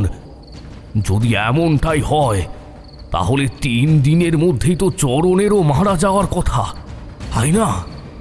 ভানুমতির কাছ থেকে জানতে পারলাম ব্যাপারটা 1 দিন হয়েছে, তাহলে আর 2 দিন বাকি আছে। হরিবোল মারা যাওয়ার 3 দিন পরে মালতী মারা যায়, সে কথা ঠিক, কিন্তু চরণ ভয় পেতে শুরু করেছিল মাত্র 1 দিন আগে, অর্থাৎ যেদিন আমার সঙ্গে তার দেখা হয়েছে সেই দিন এবং তার পরের দিন, 2 দিন আমাদের হাতে রয়েছে। চরণ ঘরের ভেতরে গিয়ে চুপ করে বসে রয়েছে। আমি এগোতে এসে আমার দিকে অদ্ভুত চোখে তাকালো। দিনের বেলায় দেখা চরণ আর রাতের বেলা দেখা চরণকে অনেকটাই আলাদা বলে মনে হলো। চরণ বলে উঠল, দরজাটা বন্ধ করে দিন সাধু বাবা, না হলে বাইরে থেকে কেউ এসে পড়বে। বাইরে থেকে কে এসে পড়বে বলো তো চরণ? তুমি কার কথা বলছো? কাকে ভয় পাচ্ছ? আপনি বুঝতে পারছেন না, আপনি বুঝতে পারছেন না সাধু বাবা। ও চলে আসবে, আর একবার যদি ও চলে আসে তাহলে ভানুমতি, ভানুমতি কোথায়? রান্নাঘরে তো? ওকে ওকে রান্নাঘরের দরজাটা বন্ধ করে রাখতে বলুন। চরণ যেন কেমন করছে। যত অন্ধকার বাড়তে লাগলো তত যেন চরণের এই পাগলামিটা বাড়তে লাগলো। শেষের দিকে এসে একটা লেপ গায়ের উপর চড়িয়ে নিজেকে সম্পূর্ণ ঢেকে নিল, আর তারপরে বলতে লাগলো, সাধু বাবা, আমার গলাটা একবার দেখবেন। গলায় গলায় কোনো দাগ আছে নাকি? ও আসলে গলা থেকেই রক্ত খাবে, গলা থেকেই রক্ত খাবে। একবার হঠাৎ করে গায়ের উপর থেকে লেপটা সরিয়ে ফেললো চরণ। দেখি সে দু হাতে মুখ আর গলার কাছ থেকে পোশাকটা সামান্য নামিয়ে রেখেছে। গলাটা যেন স্পষ্ট দেখা যায়, কণ্ঠনালীটা ওঠানামা করছে। দুটো চোখ অদ্ভুতভাবে বেঁকিয়ে নিয়ে তাকিয়ে রয়েছে গলার দিকে। চরণের মধ্যে যে অদ্ভুত পরিবর্তন আমি লক্ষ্য করেছিলাম তা তোমাদের বলে বোঝাতে পারবো না। মনে পড়ে গেল প্রথমবার চরণের কপালের দিকে তাকিয়ে যে বিপদ আমি লক্ষ্য করেছিলাম, সে বিপদটা যেন একটু একটু করে বাড়ছে, কিন্তু কোথাও কিচ্ছু নেই, কেউ নেই। দেখো চরণ, আমার মনে হয় তুমি ভুল কিছু ভাবছো। ভুল কারণে ভয় পাচ্ছ। এই ঘরে তুমি আর আমি ছাড়া কেউ নেই, আর তোমার গলায় কোনো দাগই তো নেই। ঘরের ভেতর হ্যারিকেন জ্বলছিল। চরণের কথায় দরজা জানালা সবকিছুই বন্ধ করে দিয়েছিলাম, তাতে ঘরের ভেতরটা আরেকটু অন্ধকার হয়ে এসেছিল। হঠাৎ করে চরণ ঠিক আগের মতোই চিৎকার করে উঠল। যেভাবে মালতী গল্প বলেছিল ঠিক সেইভাবেই চরণ বলল, ও এসেছে, ও ঠিক এসেছে। কোনো এক সময় ঘরের ভেতর ঢুকেছে। ওই যে বিছানার তলায় ওর হাসির শব্দ আমি শুনতে পাচ্ছি। সাধু বাবা, ওর হাসির শব্দ বিছানার তলা থেকে আসছে। ও হাসছে, আমার কান ফেটে যাচ্ছে সাধু বাবা, আমার কান ফেটে যাচ্ছে সাধু বাবা। দু হাতে নিজের কান দুটো চেপে ধরে চরণ পাগলের মতো বিছানার উপর দাপাতে শুরু করলো। যেন একটা প্রচণ্ড শব্দ তার মাথার ভেতরে ঢুকে তার মাথার ভেতরটা ফাটিয়ে ফেলছে। আমি অবাক হয়ে তাকিয়ে দেখতে লাগলাম চরণকে। বিছানার তলায় কেন, গোটা ঘরের মধ্যে কোথাও কেউ নেই। আর শুধু তাই নয়, কারোর কোনো উপস্থিতি আমি অনুভব করতে পারছি না। তোমরা তো জানো, ভালো খারাপ যা কিছুই হোক না কেন, তার উপস্থিতি আমি সব সময় অনুভব করতে পারি, কিন্তু আমি কিছুই অনুভব করতে পারছি না। আমি তাড়াতাড়ি এগিয়ে গিয়ে চরণকে জাপটে ধরতে গেলাম। চরণ অদ্ভুত চোখে আমার দিকে তাকালো। তার দুটো চোখ কেমন যেন হয়ে গেছে। প্রচণ্ড ভয় আতঙ্ক ছাড়াও সেই চোখে আরো কি যেন একটা ছিল। হঠাৎ সে আমার পেছনের দিকে আঙুল দিয়ে দেওয়ালের দিকে কিছু একটা দেখাতে গেল। তার দু চোখ ভয়ে আতঙ্কে বরফের মতো হয়ে গেছে। চিৎকার করতে যাচ্ছে, কিন্তু গলা থেকে যেন কোনো শব্দ বের হচ্ছে না। আমি তার গলা শুনে পেছনের দিকে তাকালাম, আর মনে হলো সেই ঘরের দেওয়ালের কাছটায় এতক্ষণ কেউ যেন দাঁড়িয়েছিল। আমি পেছনে তাকাবার সঙ্গে সঙ্গেই সে সরে গেছে। সামনে তাকিয়ে দেখি চরণ দুটো হাতে নিজের মুখ ঢেকে ফেলে হাউ মাউ করে বাচ্চাদের মতো কাঁদছে। বাইরে এসে ভানুমতির ডাক শোনা যাচ্ছে। কি হলো সাধু বাবা? দরজা খুলুন। দরজা খুলবেন না সাধু বাবা, ও ভানুমতি নয়। এসব কি হচ্ছে চরণ? ভানুমতি তোমার জন্য ভয় পেয়ে দরজা ধাক্কা দিচ্ছে, আর আমি দরজা খুলবো না? আপনি বুঝতে পারছেন না সাধু বাবা, দরজা খুলবেন না সাধু বাবা, দরজা খুলবেন না, ও ভানুমতি নয়। আমি চরণের কথা শুনলাম না। দরজার দিকে এগিয়ে গিয়ে দরজাটাকে খুলে ফেলতেই এক ঝলক ঠান্ডা বাতাস বাইরে থেকে ঘরের ভেতরে এসে ঢুকলো। কোথায় ভানুমতি? কোথাও কেউ নেই। আর ঠিক তখনই ঘরের ভেতর থেকে চরণ চিৎকার করে উঠল। আপনি আপনি বুঝতে পারছেন না সাধু বাবা? দরজা খুলবেন না, দরজা খুলবেন না। ও ভানুমতি নয়, ও ভানুমতি নয়। আমি হতভম্ব হয়ে গেলাম। অবিকল যেন ভানুমতির গলা শুনতে পেলাম। ভানুমতি আমার বাইরে থেকে ডাকছে। আমি পর্যন্ত ভুল শুনলাম। পেছনে ঘুরে ঘরের ভেতর যখন তাকালাম, তখন হ্যারিকেনটা বাইরে থেকে ভেসে আসা প্রবল হাওয়ায় থরথর করে কাঁপছে যেন। একটু পরেই যেন ওটা নিভে যাবে। বিছানার তলার দিকে তাকাতেই দেখতে পেলাম বিছানার তলার দিকে অন্ধকারের মধ্যে দুটো হলদে চোখ যেন আমার দিকেই তাকিয়ে দেখছে এক মুহূর্তের জন্য। তারপরে সেটা যেন অন্ধকারে কোথায় একটা মিলিয়ে গেল। ততক্ষণে চরণ লেপ ফেলে দিয়েছে। এদিক ওদিক তাকিয়ে নিজের গলার উপর বারবার হাত বোলাচ্ছে। একটা গামছার মতো কাপড়কে গলার কাছে এমন ভাবে চেপে ধরে রয়েছে যেন তার গলা থেকে গল গল করে রক্ত বেরোচ্ছে। আগেই বলেছিলাম দরজা খুলবেন না, দরজা খুলবেন না। আমার কথা তো কিছু শুনলেন না। ও ঢুকে পড়েছে, ঘরের ভেতরে ঢুকে পড়েছে। আমার চোখের সামনে চরণ যেন পাগলের মতো করতে লাগলো। এতক্ষণে ভানুমতি রান্নাঘরের দিক থেকে বেরিয়ে এলো। রান্নাঘরের দরজা বন্ধ ছিল। দরজাটা সে খুলে এই মাত্র বেরিয়েছে। আমায় বাইরে দাঁড়িয়ে থাকতে দেখে তাড়াহুড়ো করে ছুটে এসে ঘরের দিকে তাকিয়ে বলল, এমনটাই করে, আগের দিনও করেছে। ও ছিল বলে আপনাকে তখন সব কথা বলতে পারিনি। দিনের বেলা কিন্তু কোনো কিছু নেই, শুধু রাতের বেলায় এরকম করে। কিছু একটা তো হয়েছে ভানুমতি। এমন কিছু একটা হয়েছে যার জন্য এই সব কিছু হচ্ছে। না হলে হরিবোল, মালতী, তারপর চরণ পরপর ওরা এমনভাবে মারা পড়তে পারে না। চরণের যা অবস্থা, তাতে কালকে রাতে বোধহয় তাকে। ভানুমতি আঁচলে মুখ চাপা দিয়ে কেঁদে উঠল। বলল, ওর যদি কিছু হয়ে যায় তাহলে আমি বেঁচে থাকবো কি করে? ওর সঙ্গে সঙ্গে যেন ওই খারাপ কিছু আমাকেও নিয়ে চলে যায়। তোমায় নেবে না ভানুমতি, ও চরণকে নিতে এসেছে। ওকে আমি দেখতে পেয়েছি। সেই হলদে চোখ আমি দেখতে পেয়েছি। কিন্তু চরণ তো কোনো কিছুই দেখেনি। কি যে হলো কিছুই জানি না। শনিবার দিন বাড়ির পেছনে কুয়ো কাটতে বললাম। কুয়ো কাটার জন্য ওরা গর্তও খুলল। দুবার উঁকি দিয়ে দেখলাম অনেকটাই খোঁড়া হয়েছিল। তারপর সেই যে বৃষ্টি নামার সময় ওরা চলে এলো, আর তারপর হরিবোল চলে গেল। আর তারপরে আর খোঁড়ার কথা ওরা কেউ বলেনি। পরে দেখি আবার উল্টো, জলে ধুয়ে মাটি আর ওই গর্তের ভেতরে জল জমে রয়েছে।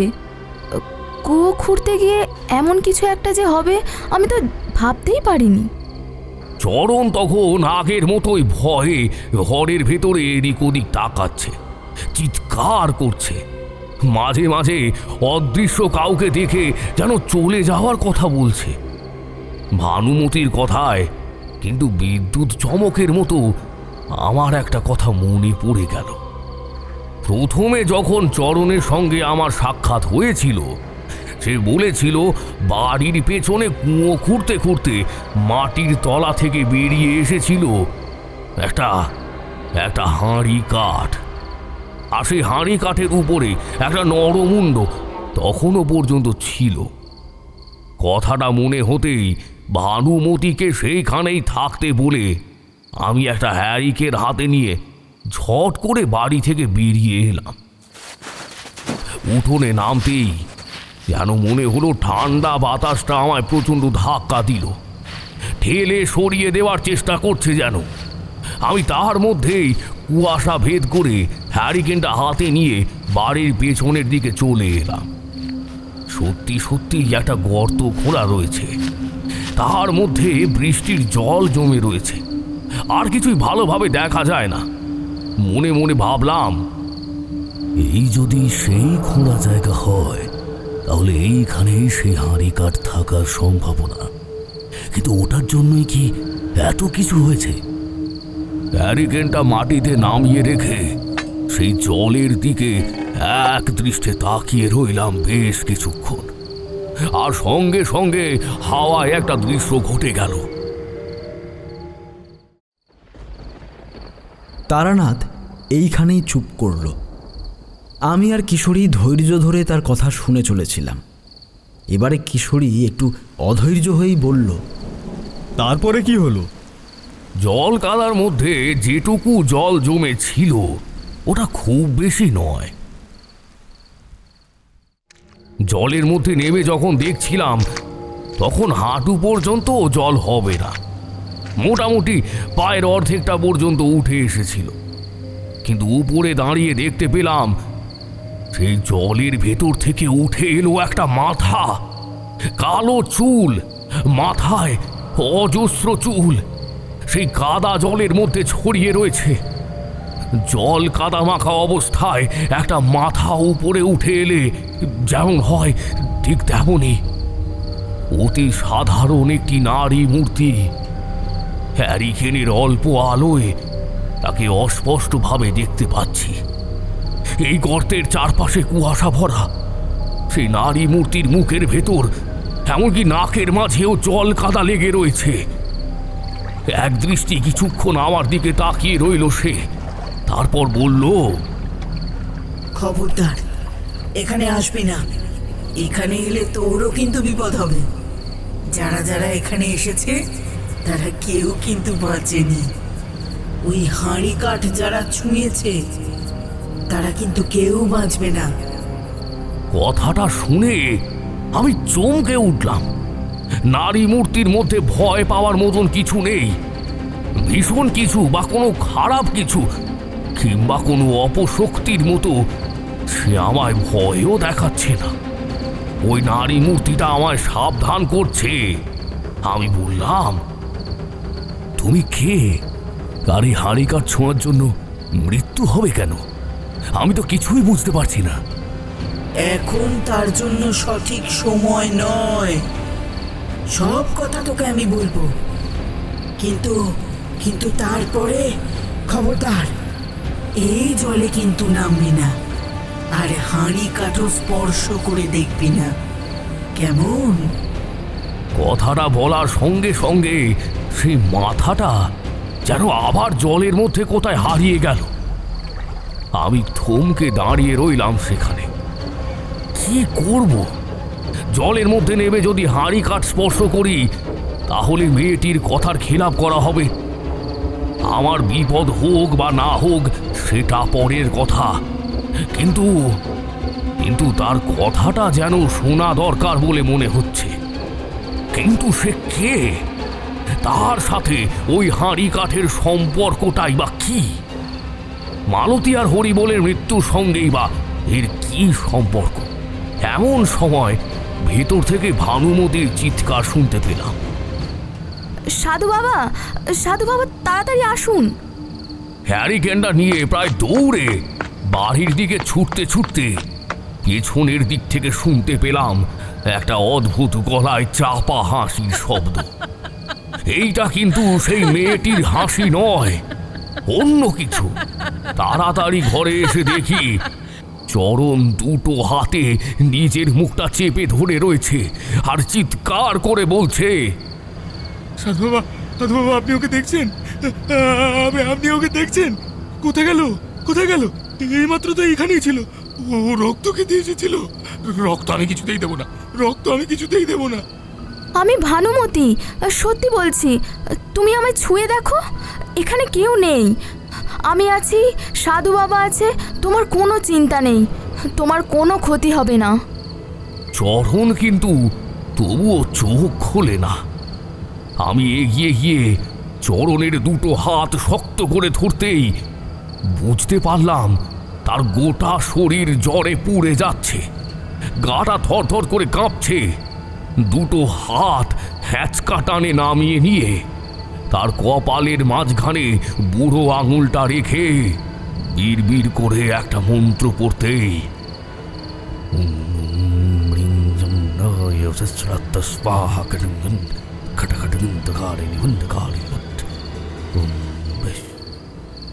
চরণের গোটা শরীর কেমন যেন শান্ত হয়ে এলো। এক সময় ঘুমিয়ে পড়ল। আর ঠিক সেই মুহূর্তে ভানুমতি চিৎকার করে উঠল। পেছনে তাকিয়ে দেখি ভানুমতি দরজার বাইরের দিকে তাকিয়ে কি যেন দেখার চেষ্টা করছে। কি হলো ভানুমতি? জানি না, তবে যেন মনে হলো বিছানার তলা থেকে কালো ছায়ার মতো কি একটা চট করে বেরিয়ে গেল। ব্যাপারটা বুঝতে পারার আগেই চলে গেল বলেই আমি চিৎকার করে উঠলাম। সাধু বাবা, আমি কিছু বুঝতে পারছি না। বলছি, দরজা জানালাগুলো কি বন্ধ করে দেব? দরজা জানালা বন্ধ করে দিয়ে বাকি রাতটা আমরা সেই ঘরেই রইলাম। রাতের খাওয়া মাথায় উঠল। চরণ বারবার ঘুমিয়ে পড়ছিল। ভানুমতি আর তাকে বিছানার উপর শুতে বলে দরজা বন্ধ করে আমি ঘরের বাইরে দাওয়ার কাছে কাটিয়ে দিলাম। দুটো চাদর একটা কাঁথা নিয়ে দাওয়ার কাছে বসেছিলাম। শীত করছিল বটে, কিন্তু কিছুতেই বুঝে উঠতে পারছিলাম না গোটা ব্যাপারটা আসলে কি হচ্ছে। চরণের মৃত্যু যদি হয় তাহলে আজ রাতেই হবে, মানে পরদিন রাতে। তবে আমিও ঠিক করে রেখেছিলাম যেভাবেই হোক চরণকে ওই বিপদের হাত থেকে আমায় বাঁচাতেই হবে। বাইরে বৃষ্টি ঝমঝম করে পড়ছিল। তারানাথ একবার উঠে গিয়ে জানালার পাল্লাটা খুলে কি যেন দেখে নিয়ে আবার বন্ধ করে দিয়ে এলো। বুঝলাম সে বিরতি নিয়েছে, এক টানা এতক্ষণ কথা বলেছে। তাই আমরাও কিছু বললাম না। কিছুক্ষণ চুপ থেকে আর একটা সিগারেট ধরিয়ে তাতে কয়েকটা টান দিয়ে একটা শ্বাস ছেড়ে সে আবার বলতে শুরু করলো। আমার কিন্তু এইবার আর একটুও বুঝতে অসুবিধা হলো না। ওই মাটির তলায় খুঁজে পাওয়া হাঁড়ি কাঠের মধ্যেই আসল গন্ডগোল রয়েছে। কিন্তু সামান্য একটা হাঁড়ি কাঠের জন্য যে এত কিছু হতে পারে সেটা তখনও পর্যন্ত বুঝতে পারিনি। পরদিন সকালে কিন্তু চরণ যেন আবার অন্য রকম হয়ে গেল, একদম স্বাভাবিক। সকাল হতেই কাল রাতের সমস্ত কথা যেন তার মনে রইল না, কারণ কাল রাতের ব্যাপারে সে আর কিছুই বলল না। আমি নিজেই তাকে বললাম, চরণ, একটা সত্যি কথা বলো তো, এই গর্তের মধ্যে থেকে যখন হাঁড়িকাঠটা বাইরে বেরিয়েছিল তখন ঠিক কি হয়েছিল? চরণ কি যেন মনে করার চেষ্টা করলো, তারপর বলল, হাঁড়ি কাঠের গায়ে প্রথম আঘাত লেগেছিল হরিবোলের কোদালে। তারপর সে কেমন যেন থম মেরে দাঁড়িয়ে পড়ল। আমি তারপর কোদালটা দিয়ে মাটি খুঁড়ে হাঁড়ি কাঠের আরেকটা দিক বার করলাম। কিন্তু যখন বুঝতে পারলাম সেই হাঁড়ি কাঠের মধ্যে তখন একটা নরকঙ্কালের মাথা রয়েছে, আর তার মাথার খানিকটা দেখতেও পাচ্ছি, তখন ভয়ে আমরা মাটি খোঁড়া বন্ধ করে দিয়েছিলাম। কিন্তু সেদিন বৃষ্টি নামায় গোটা জায়গাটা তো জল কাদায় একেবারে ভরে গেল। আর আশ্চর্য ব্যাপার সাধু বাবা, এতক্ষণ তো মনেই পড়েনি। হ্যাঁ, সেই কতদিন আগে বৃষ্টি হয়েছে, অথচ জল এখনো কমলো না কেন? দেখো চরণ, আমার মনে হয় ওই হাঁড়ি কাঠের জন্যই এই সমস্ত কিছু হয়েছে। কিন্তু তোমার বাড়ির পেছনে বাড়ির চৌহদ্দির মধ্যে ওই মাটির নিচে একটা হাঁড়ি কাঠ এলো কি করে? ও সব কথা আমি সত্যিই কিছু জানি না। হাঁড়ি কাঠ কিভাবে এসছে, কে ওখানে রেখেছে, আমি কিছু বলতে পারবো না। কিন্তু যেন মনে হয়েছিল ওর মধ্যে একটা মাথা তখনও ছিল, আর তার জন্যই তো আমরা সেটা রেখে গেছিলাম। কিন্তু কেন বলুন তো সাধু বাবা?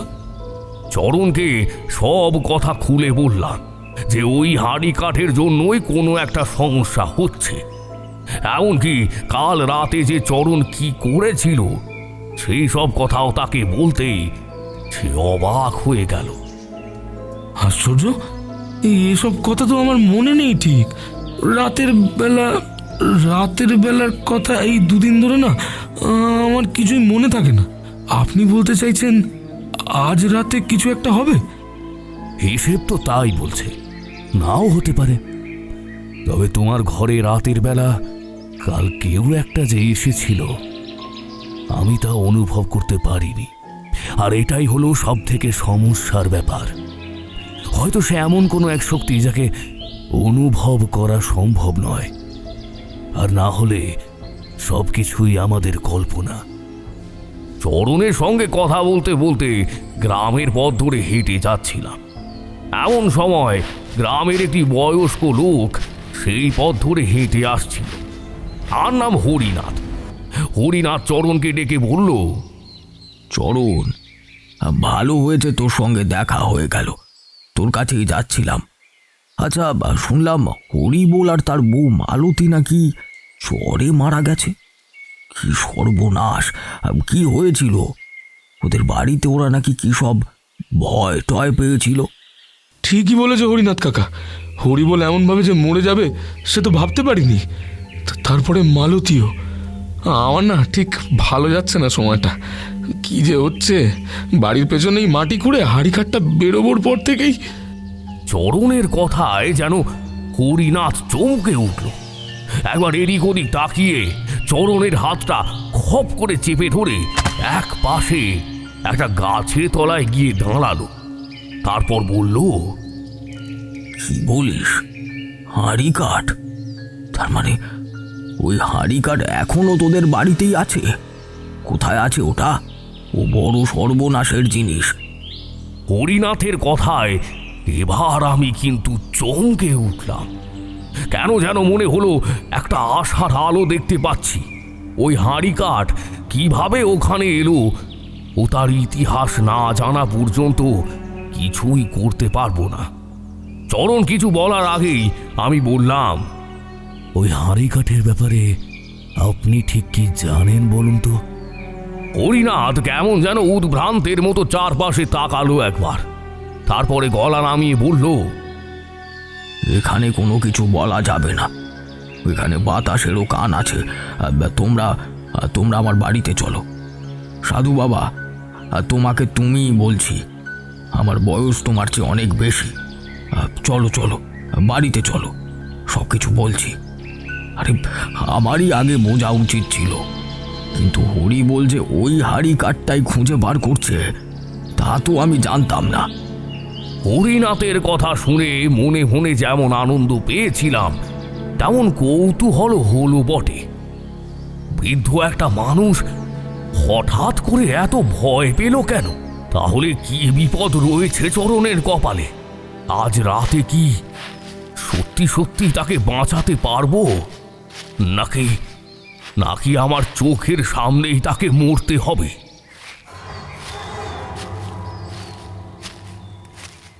কাল রাতে যে শক্তির উপদ্রব এই বাড়িতে দেখেছি তার ক্ষমতা নেহাত কম নয়। হরিনাথের বাড়িতে যখন গিয়ে পৌঁছলাম তখন প্রায় দুপুর হতে চলেছে। হরিনাথের বাড়ি গ্রামের একদম শেষের প্রান্তে। ঘরে ঢুকে দরজা বন্ধ করে সে বিছানার উপর আমাদের বসিয়ে চরণের দিকে তাকিয়ে বলল, চরণ, তোর নিশ্চয়ই মনে আছে তোর ঠাকুরদার কথা। তোর ঠাকুরদা কে ছিলেন? মনে আছে। অনেকেই বলে আমার ঠাকুরদা ছিল একজন তন্ত্র সাধক, কিন্তু অনেকে বলে সে কথা মিথ্যে। আমার দাদু কিন্তু সেসব কিছুই করতো না। আসলে তার উপরে নাকি অদ্ভুত সব ক্ষমতা মাঝে মাঝে ভর করত, আর তাই তো সে ক্ষমতা দিয়ে সে অনেক কিছুই করতে পারত। এবার তোকে আসল কথাটা আমি বলি, তুমিও শোনো সাধু বাবা।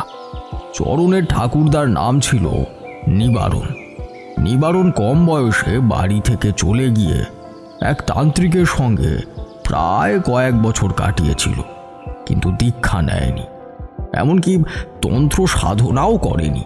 তান্ত্রিকের সঙ্গে গোটা 4টে বছর কাটাবার পরেও যখন এইসব কিছুতেই তাকে আকর্ষণ করল না, তখন তান্ত্রিক তাকে এক আশ্চর্য শক্তি দান করলেন।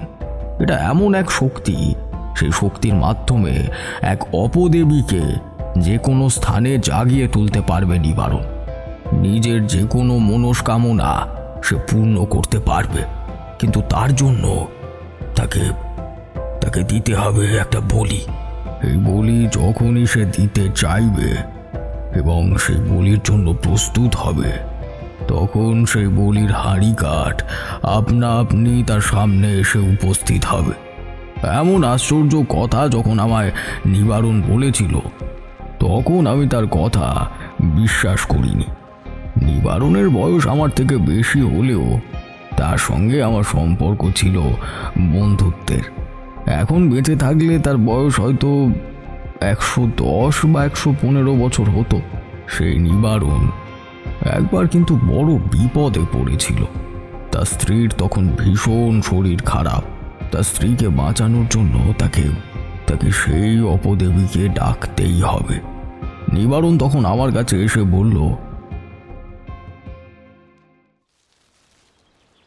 হরিনাথ, এই হরিনাথ, যেভাবেই হোক একটা বলি দিতেই হবে। আমার স্ত্রীর শরীর কিন্তু ভীষণ অসুস্থ, তাকে বাঁচাতে গেলে আমাকে এইবারের অপদেবীকে ডাকতেই হবে। নিবারণ, তুমি বুঝতে পারছো না, ওই অপদেবী আসলে ভালো কিছু নয়। সে তোমার কোনো ক্ষতি করেনি, সে কথা ঠিক, কিন্তু বারবার বলি দিয়ে তাকে আহ্বান করে তাকে দিয়ে কাজ করানোটাও তো ভালো নয়। এবারে কাজটা আমায় করতেই হবে।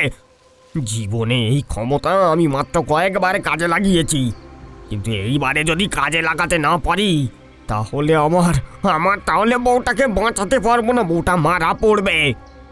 সেদিন প্রচণ্ড বৃষ্টি পড়ছিল। নিবারণ যখন আমার বাড়ি থেকে বেরিয়ে গেল, তখন দেখতে পেলাম প্রচণ্ড বৃষ্টির মধ্যে একটা কালো ছায়া নিবারণের মাথার উপরে যেন তার সঙ্গে সঙ্গে এগিয়ে চলেছে। ব্যাপারটা দেখে চমকে উঠলাম, কিন্তু সেই প্রবল বৃষ্টির মধ্যে ঘর থেকে বাইরে বেরিয়ে যাওয়ার আর ইচ্ছে হলো না। ঠিক করলাম পরদিন সকালে ব্যাপারটা নিবারণকে খুলে বলতে হবে। কিন্তু সেদিন রাতেই ঘটল এক আশ্চর্য ঘটনা। বাবার মুখে শুনেছি ঠাকুরদা অদ্ভুতভাবে নিরুদ্দেশ হয়ে গিয়েছিল। যেই রাতে ঠাকুমার শরীর অসুস্থ হয়েছিল, সেই রাতেই ব্যাপারটা ঘটে। তো তারপরে অবশ্য ঠাকুমার ঠিক হয়ে যায়, কিন্তু ঠাকুরদার যে কি হয়েছিল সে কথা বাবা আমায় বলতে পারেনি। আর ঠাকুরদার ব্যাপারে এরপর আমি আর কিছুই কখনো শুনিনি। কিন্তু এসব কথা আপনি বলছেন কেন হরিনাথ কাকা? ওই হাঁড়ি কাঠের কথা একমাত্র আমি আর নিবারণ জানতাম। কখনো সে কথা আমি কাউকে বলিনি। ভেবেছিলাম সেই হাঁড়ি কাঠ হয়তো নিবারণের হারিয়ে যাওয়ার সঙ্গে সঙ্গেই মিলিয়ে গেছে। নিবারণ হারিয়ে গেছে না মারা পড়েছে সে কথা আমি নিজেও জানি না। কিন্তু তোরা যখন ওই হাঁড়ি কাঠটা আবার খুঁজে পেয়েছিস, তখন তার মানে হাঁড়ি কাঠটা ওই বাড়িতেই মাটির তলায় ছিল এতদিন। আর শুধু তাই নয়, ওই হাঁড়ি কাঠের মধ্যে একটা মাথা রয়েছে, একটা নরু কঙ্কালের মাথা। ওই হাঁড়ি কাঠটা স্পর্শ করার পর থেকেই হরিবোল আর মালতী মারা গেছে। এমনকি এই দুটো রাত চরণ নিজেও অদ্ভুত কিছু ব্যাপার দেখেছে। আমি তো নিজের চোখে দেখেছি, হয়তো আজ রাতেই চরণ মারা পড়বে। এই কথায় হরিনাথের মুখটা কেমন যেন ফ্যাকাশে হয়ে গেল। সে বিড়বিড় করে বলল, কিন্তু নিবারণের আত্মা যদি আশেপাশে থাকে, তাহলে সে চরণকে মরতে দেবে না। তার মানে যে আছে সেটা অন্য কেউ না। এইবার আমি আর থাকতে না পেরে সেদিন রাতে যে ব্যাপারটা দেখেছিলাম তা সব কিছুই খুলে বললাম। সেটা শুনে হরিনাথের মুখে একটা অদ্ভুত হাসি ফুটে উঠল। সে বলল, সাধু বাবা, তুমি যাকে দেখেছ সে আসলে ওই অপদেবী হবে যাকে নিবারণ পুজো করত। বেশ কয়েকবার তার কথা যখন নিবারণ বলেছিল, তখন তাকে অতি সাধারণ কোনো নারীর সঙ্গে তুলনা করেছিল, কিন্তু আসল ব্যাপার সেটা নয়। আসল ব্যাপার হলো ওই হাঁড়ি কাঠ। ওই হাঁড়ি কাঠের আলাদা করে জীবন আছে। যদি কোনো জীবন্ত মানুষ তাকে স্পর্শ করে, তাহলে যতক্ষণ না পর্যন্ত সে তাকে নিয়ে যাচ্ছে, ততক্ষণ পর্যন্ত তার পেছনে লেগেই থাকবে। নিবারণের মুখে আমি এই কথা শুনেছিলাম। তাহলে ঘরের মধ্যে যেটা ছিল, যার হলুদ দুটো চোখ আমি দেখতে পেয়েছিলাম, সেটা কি? এই হাঁড়ি কাঠ আসলে এক শক্তি। তুমি তাকেই দেখতে পেয়েছো সাধু বাবা। এই শক্তি এত কিছু করছে। আজ রাতে চরণকে সেই নিয়ে যাওয়ার চেষ্টা করবে, কিন্তু কিন্তু ওই অপদেবী ঠিক কথাই বলেছে। এসবের মাঝে তুমি কিছুই করতে পারবে না। তাই সে তোমায় বারণ করেছিল, যে তুমি আবার বিপদে না পড়ো। হরিনাথের কথায় অনেক কিছুই পরিষ্কার হয়ে গেলেও কিছু কিছু ব্যাপার কিন্তু তখনও বুঝতে পারছিলাম না। মালতী কেন মারা পড়ল? তাছাড়া ওই হাঁড়ি কাঠ যদি নিবারণের চাওয়াতেই ওখানে বারবার আসতো, তাহলে সেটা মাটির তলায় ওই স্থানে এমনভাবে চলে এলো কি করে? কিন্তু সেই সব শোনার মতো সময় তখন ছিল না। এদিকে দুপুর বেরোতে শুরু করেছে। আমি চরণকে নিয়ে বাড়িতে ফিরে এলাম। হরিনাথকে বলে গেলাম সন্ধেবেলা চরণের বাড়িতে আসতে। হরিনাথের বয়স হলে কি হবে, এখনো বেশ শক্তপোক্ত মানুষ, মনের জোর বেশ, সে অবশ্যই আসবে বলে জানিয়ে দিল। এদিকে বিকেলের দিকে এই চরণকে সমস্ত কথা আমরা বুঝিয়ে বলে দিলাম, কারণ অন্ধকার নামলেই চরণ সম্পূর্ণ বদলে যাবে। আর সেদিন সমস্ত ঘরের দরজা জানালা সবকিছুই পরীক্ষা করে সমস্ত জায়গায় একটা করে হ্যারিকেন ঝুলিয়ে রাখার ব্যবস্থা করা হলো। একটু পরেই যখন ঝুপ করে অন্ধকার নামলো, ঠিক তখনই হরিনাথ এসে উপস্থিত হলো। এ বলল,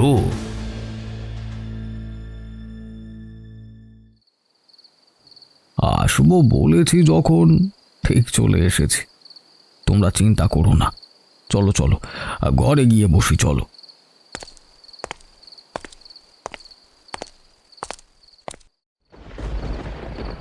তারানাথ চুপ করতেই কিশোরী বলে উঠল, তার মানে আপনি বারবার এটা বলতে চাইছেন যে ওই হাঁড়ি কাঠের মধ্যে এমন কোনো শক্তি ছিল যাকে বারবার ওই হরিবোল আর ওই মালতী কিংবা চরণও অনুভব করতে পারছিল, এবং আপনিও যে দুটো চোখ দেখেছেন ঠিক তাকেই দেখেছিলেন? আসল ব্যাপার তখনও বাকি ছিল, বুঝলে? হরিনাথকে নিয়ে যখন আমরা ঘরে ঢুকলাম, তখন বাইরে অন্ধকার নেমেছে। শীতের সময়, একটু পরে এই বাইরে কুয়াশা পড়তে শুরু করলো। আজ সন্ধে নামার আগেই আমরা রাতের খাবার খেয়ে ফেলেছিলাম। চারজন এক ঘরেই রয়েছি। ঘরের দরজা জানালা সবকিছুই বন্ধ। নিজেদের মধ্যে টুকিটাকি কথাবার্তা চলতে লাগলো। দেখতে দেখতে সময় কেটে গেল বেশ খানিকটা। হঠাৎ একটা ব্যাপার ঘটল। হরিনাথ এতক্ষণ ধরে জানালার পাল্লাটার কাছেই দাঁড়িয়ে কথা বলছিল। এবার সে মুখটা ঘুরিয়ে তাকালো ওই পাশে, আর হঠাৎ করেই তার গোটা শরীর কেমন যেন পাথরের মতো হয়ে গেল। ঠিক সেই সময় চরণ চিৎকার করে উঠল, জানালার দিকে তাকিয়ে বলল, ও এসেছে, ও এসেছে।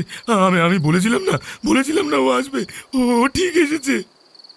আমি চরণের দিকে এগিয়ে গিয়ে তার কাঁধের ওপর হাত রেখে ঝাঁকাতে ঝাঁকাতে বললাম, আরে কে এসেছে ঘরের মধ্যে?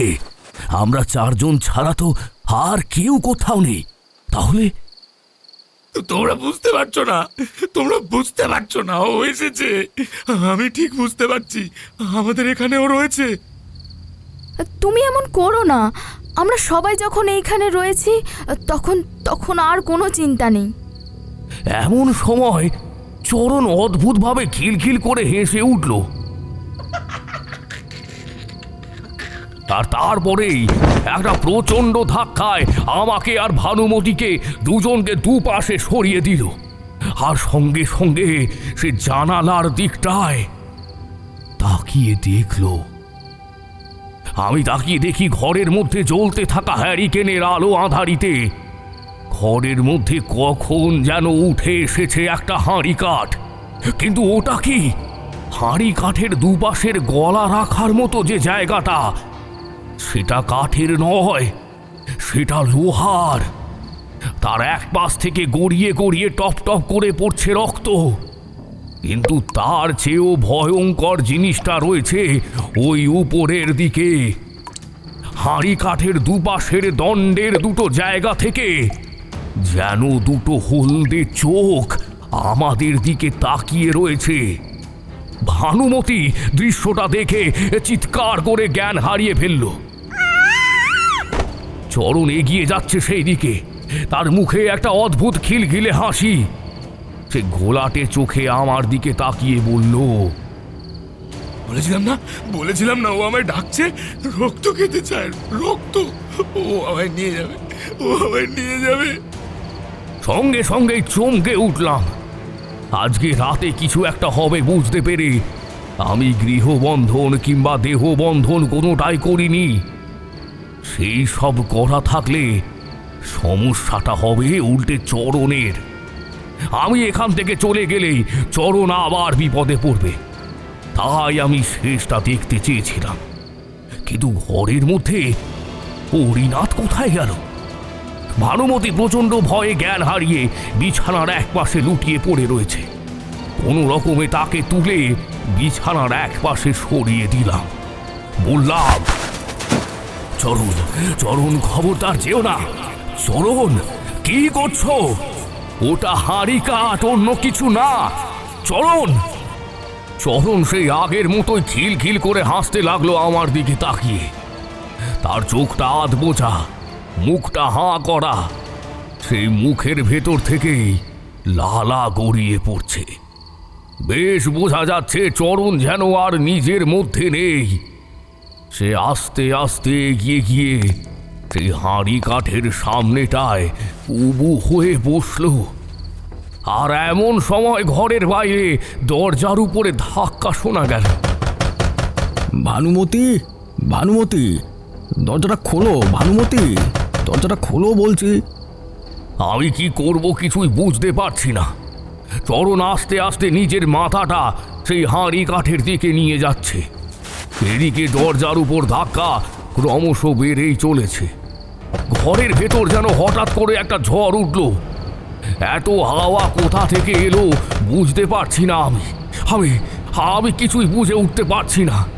এমন সময় আমার মাথার মধ্যে কে যেন ফিস ফিস করে বলল, তোকে তো বলেছিলাম তারানাথ, ওকে তুই বাঁচাতে পারবি না।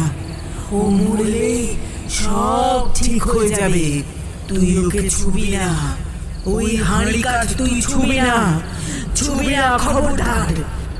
মেয়েটার গলাটা শুনতে পাওয়ার সঙ্গে সঙ্গে যেন দপ করে ঘরের হ্যারিকেনের আলো নিভে গেল। আর ঠিক তখনই একটা রক্ত জল করা হাসির শব্দ শুনতে পেলাম। আমি কিছু বুঝতে পারছি না। ছুটে গেলাম দরজার দিকে। দরজাটা খুলতেই হরিনাথ হুড়মুড় করে ঢুকে পড়ল। আমি কিছু বলার আগে সে বলল, একটা উপায় আছে, একটা উপায় আছে ওই বিপদ থেকে বাঁচার জন্য সাধু বাবা। চরণ কোথায়? ঘরের মধ্যে তখন চরণের খিলখিল হাসির শব্দ ছাপিয়ে আর একটা শব্দ শোনা যাচ্ছে। মনে হলো যেন জানালার কাছে সেই হাঁড়ি কাঠের সামনে একটা কালো ছায়ার মতো কে যেন এসে দাঁড়িয়েছে।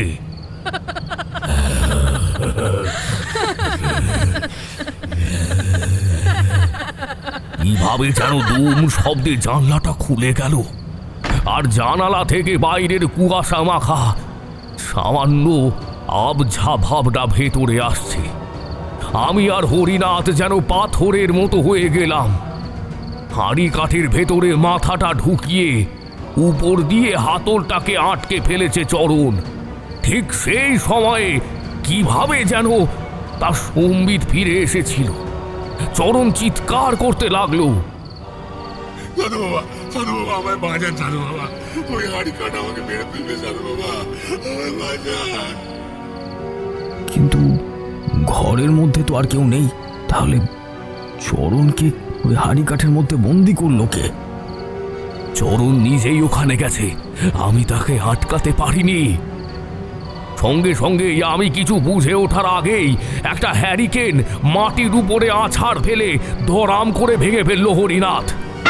তারপরে চোখের নিমেষে সেই ভাঙা একটা কাঁচ তুলে নিয়ে ছুটে গিয়ে কি যেন একটা করলো সে চরণের কাছে। আর ঠিক সেই সময় ঘরের ভেতরটা যেন থর থর করে কেঁপে উঠল। সেই প্রচণ্ড হাসির শব্দটা যেন একটা ক্রুদ্ধ গর্জনের মতো শোনা যেতে লাগলো। ঘরের ভেতর ঠান্ডা শীতল বাতাস বইতে বইতে যেন একটা কালো অন্ধকার ছায়া হঠাৎ করে জানালা দিয়ে বাইরে বেরিয়ে গেল। অন্য হ্যারিকেনটাও তাড়াতাড়ি জ্বালিয়ে ফেলল হরিনাথ। আমি কিছু বুঝতে পারছিলাম না, কারণ বারবার মনে হচ্ছিল আমার পেছনে কেউ এসে দাঁড়িয়েছে। সে আমায় বারণ করছে কোনো কিছুর জন্য। আমি বুঝতে পেরেছিলাম এই হলো সেই অপদেবী, যার পুজো চরণের ঠাকুরদা নিবারণ করত, মানে প্রয়োজন হলে করত। আলোটা জ্বলে উঠতেই কানের কাছে আবার ফিস ফিস করে শুনতে পেলাম, ভুল কিন্তু হয়েছে তারানাথ, ভুল হয়েছে, আবার কেউ মরবে, মরবে। কথাটা বলার সঙ্গে সঙ্গে কানের কাছ থেকে সে মিলিয়ে গেল। হ্যারিকেনটা জ্বলতেই দেখি চরণ মাটির উপর পড়ে রয়েছে। তার একটা হাতের কাছ থেকে গল গল করে রক্ত বেরোচ্ছে।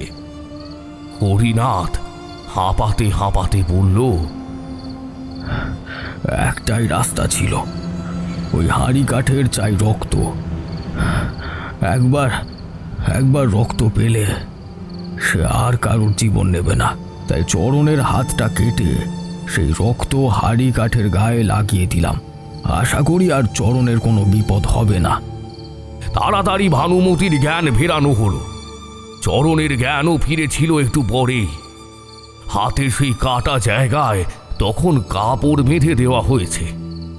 সমস্ত কথা ওদের দুজনকে খুলে বলতেই ভানুমতি বলল, যাক, আর কোনো চিন্তা রইল না। কিন্তু এই হাড়িকাঠ ঘরের মধ্যে এলো কোথা থেকে, আর ওটা গেলই বা কোথায়? ভানুমতির কথায় আমরা খুঁজে দেখলাম হাঁড়ি কাঠটা না, কোথাও কিছু নেই। সত্যি সত্যি হাঁড়ি কাঠটা যে ওখানে পোতা ছিল তার একটা সামান্য গর্তের দাগ পর্যন্তও নেই। মনে পড়ল আমাদের সঙ্গে হরিনাথ ঘরের ভেতরে ঢুকেছিল। তাহলে কি সত্যি সত্যি এটা সম্ভব? একটা হাঁড়ি কাঠ সত্যি একটা মানুষের মতো রূপ পরিবর্তন করতে পারে? কিন্তু এই 2-3 দিনে যা হয়েছে তা অবিশ্বাস্য বলে আর কিছুই মনে করতে পারছি না। তবে কি যেন মনে হতেই আর সেখানে থাকলাম না। পরদিনই সেই গ্রাম ছেড়ে দিলাম। তবে একটা খটকা কিন্তু মাথার মধ্যে রয়েই গিয়েছিল। চলে যাওয়ার আগে সেই মেয়েটি, মানে সেই অপদেবী, তাহলে আমায় কেন বলল যে বিপদ হবে? চরণের বিপদ তো কেটে গেল, তাহলে তো হয়েই গেল। একটা ব্যাপার বুঝতে পারছিলাম, মালতী কোনোভাবে ওই হাঁড়ি কাঠটাকে ছুঁয়েছিল। হতে পারে হরিবোলের মৃত্যুর পর এই বাড়িতে সে কোনোভাবে সেই জল কাঁদার মধ্যে নেমেছিল, বা অন্য কোনোভাবে। না হলে মালতীর তো মৃত্যু হওয়ার কথা ছিল না। তারানাথ চুপ করতেই আমি বলে উঠলাম, কিন্তু একটা ব্যাপার কিছুতেই বুঝতে পারলাম না। আপনি বললেন যে ওই হরিনাথ চরণের রক্ত তার হাত থেকে নিয়ে হাঁড়ি কাঠে লাগিয়ে দিয়েছিল। তার মানে হরিনাথ হাঁড়ি কাঠটা স্পর্শ করেছিল, আর হাঁড়ি কাঠ যে স্পর্শ করবে তাকেই তো। তারানাথের মুখে একটা অদ্ভুত রহস্যময় হাসি ফুটে উঠল। সে বলল, ঠিক এইটাই। আমি বুঝতে পেরেছিলাম ওই হাঁড়ি কাঠ আসলে এমনভাবেই নিজের শক্তিকে চারপাশে চালনা করে, তাতে কোনো না কোনোভাবে সে একটা না একটা জীবন নিয়ে যাবেই। হরিনাথ সব কিছু জানত, তবু তাড়াহুড়োর মধ্যে হয়তো নিজের হাত দিয়ে সে হাঁড়ি কাঠে রক্ত লাগিয়েছিল। ব্যাস, এরপরে তার মানে ওই হাঁড়ি কাঠের লক্ষ্য হবে। আমরা দুজন একসঙ্গে বলে উঠলাম, হরিনাথ! কোনো ক্ষমতাই অকারণে আসে না, সব ক্ষমতার পিছনেই কিছু না কিছু থাকে, বুঝলে? ওই সামান্য একটা হাঁড়ি কাঠ ওই গ্রামে হয়তো আরো জীবন কেড়ে নিয়েছিল, জানি না। তবে চলে আসার আগেই সেই জমা জল আর কাদার কাছে একবার গিয়েছিলাম। অবাক হয়ে দেখেছিলাম সেখানে জল কাদা আর নেই, শুধু সেই জল কাদার মধ্যে থেকে দুপাশের দুটো হাঁড়ি কাঠের মাথা বাইরে বেরিয়ে আছে, আর তার মধ্যে থেকে যে একটা নরকঙ্কালের মাথার পেছনের সাদা অংশটা উঁকি মারছে, সেটা বুঝতে খুব একটা অসুবিধা হয়নি। তবে সেটা কার মাথা তাহা জানতে পারিনি, নিবারণ নাকি অন্য কারণ। সেই রাতে নিবারণ যাকে বলি দিয়েছিল তাহার কি, এ প্রশ্নের উত্তর আমার জানা ছিল না। তারানাথ কথা শেষ করতেই আমরা উঠে পড়লাম। অনেক কিছু অজানা থেকে গেল, কিন্তু কি আর করা যাবে, বিকেল হয়ে আসছে, বাইরে বৃষ্টি কমে গেছে অনেকক্ষণ, তাই আমরা রাস্তায় নেমে পড়লাম। পরদিন না হয় বাকিটা তারানাথের কাছ থেকে শোনা যাবে। গুটি গুটি পায়ে শীতের মধ্যে হু হু করে কাঁপতে কাঁপতে আমরা এগোতে লাগলাম ট্রাম রাস্তার দিকে।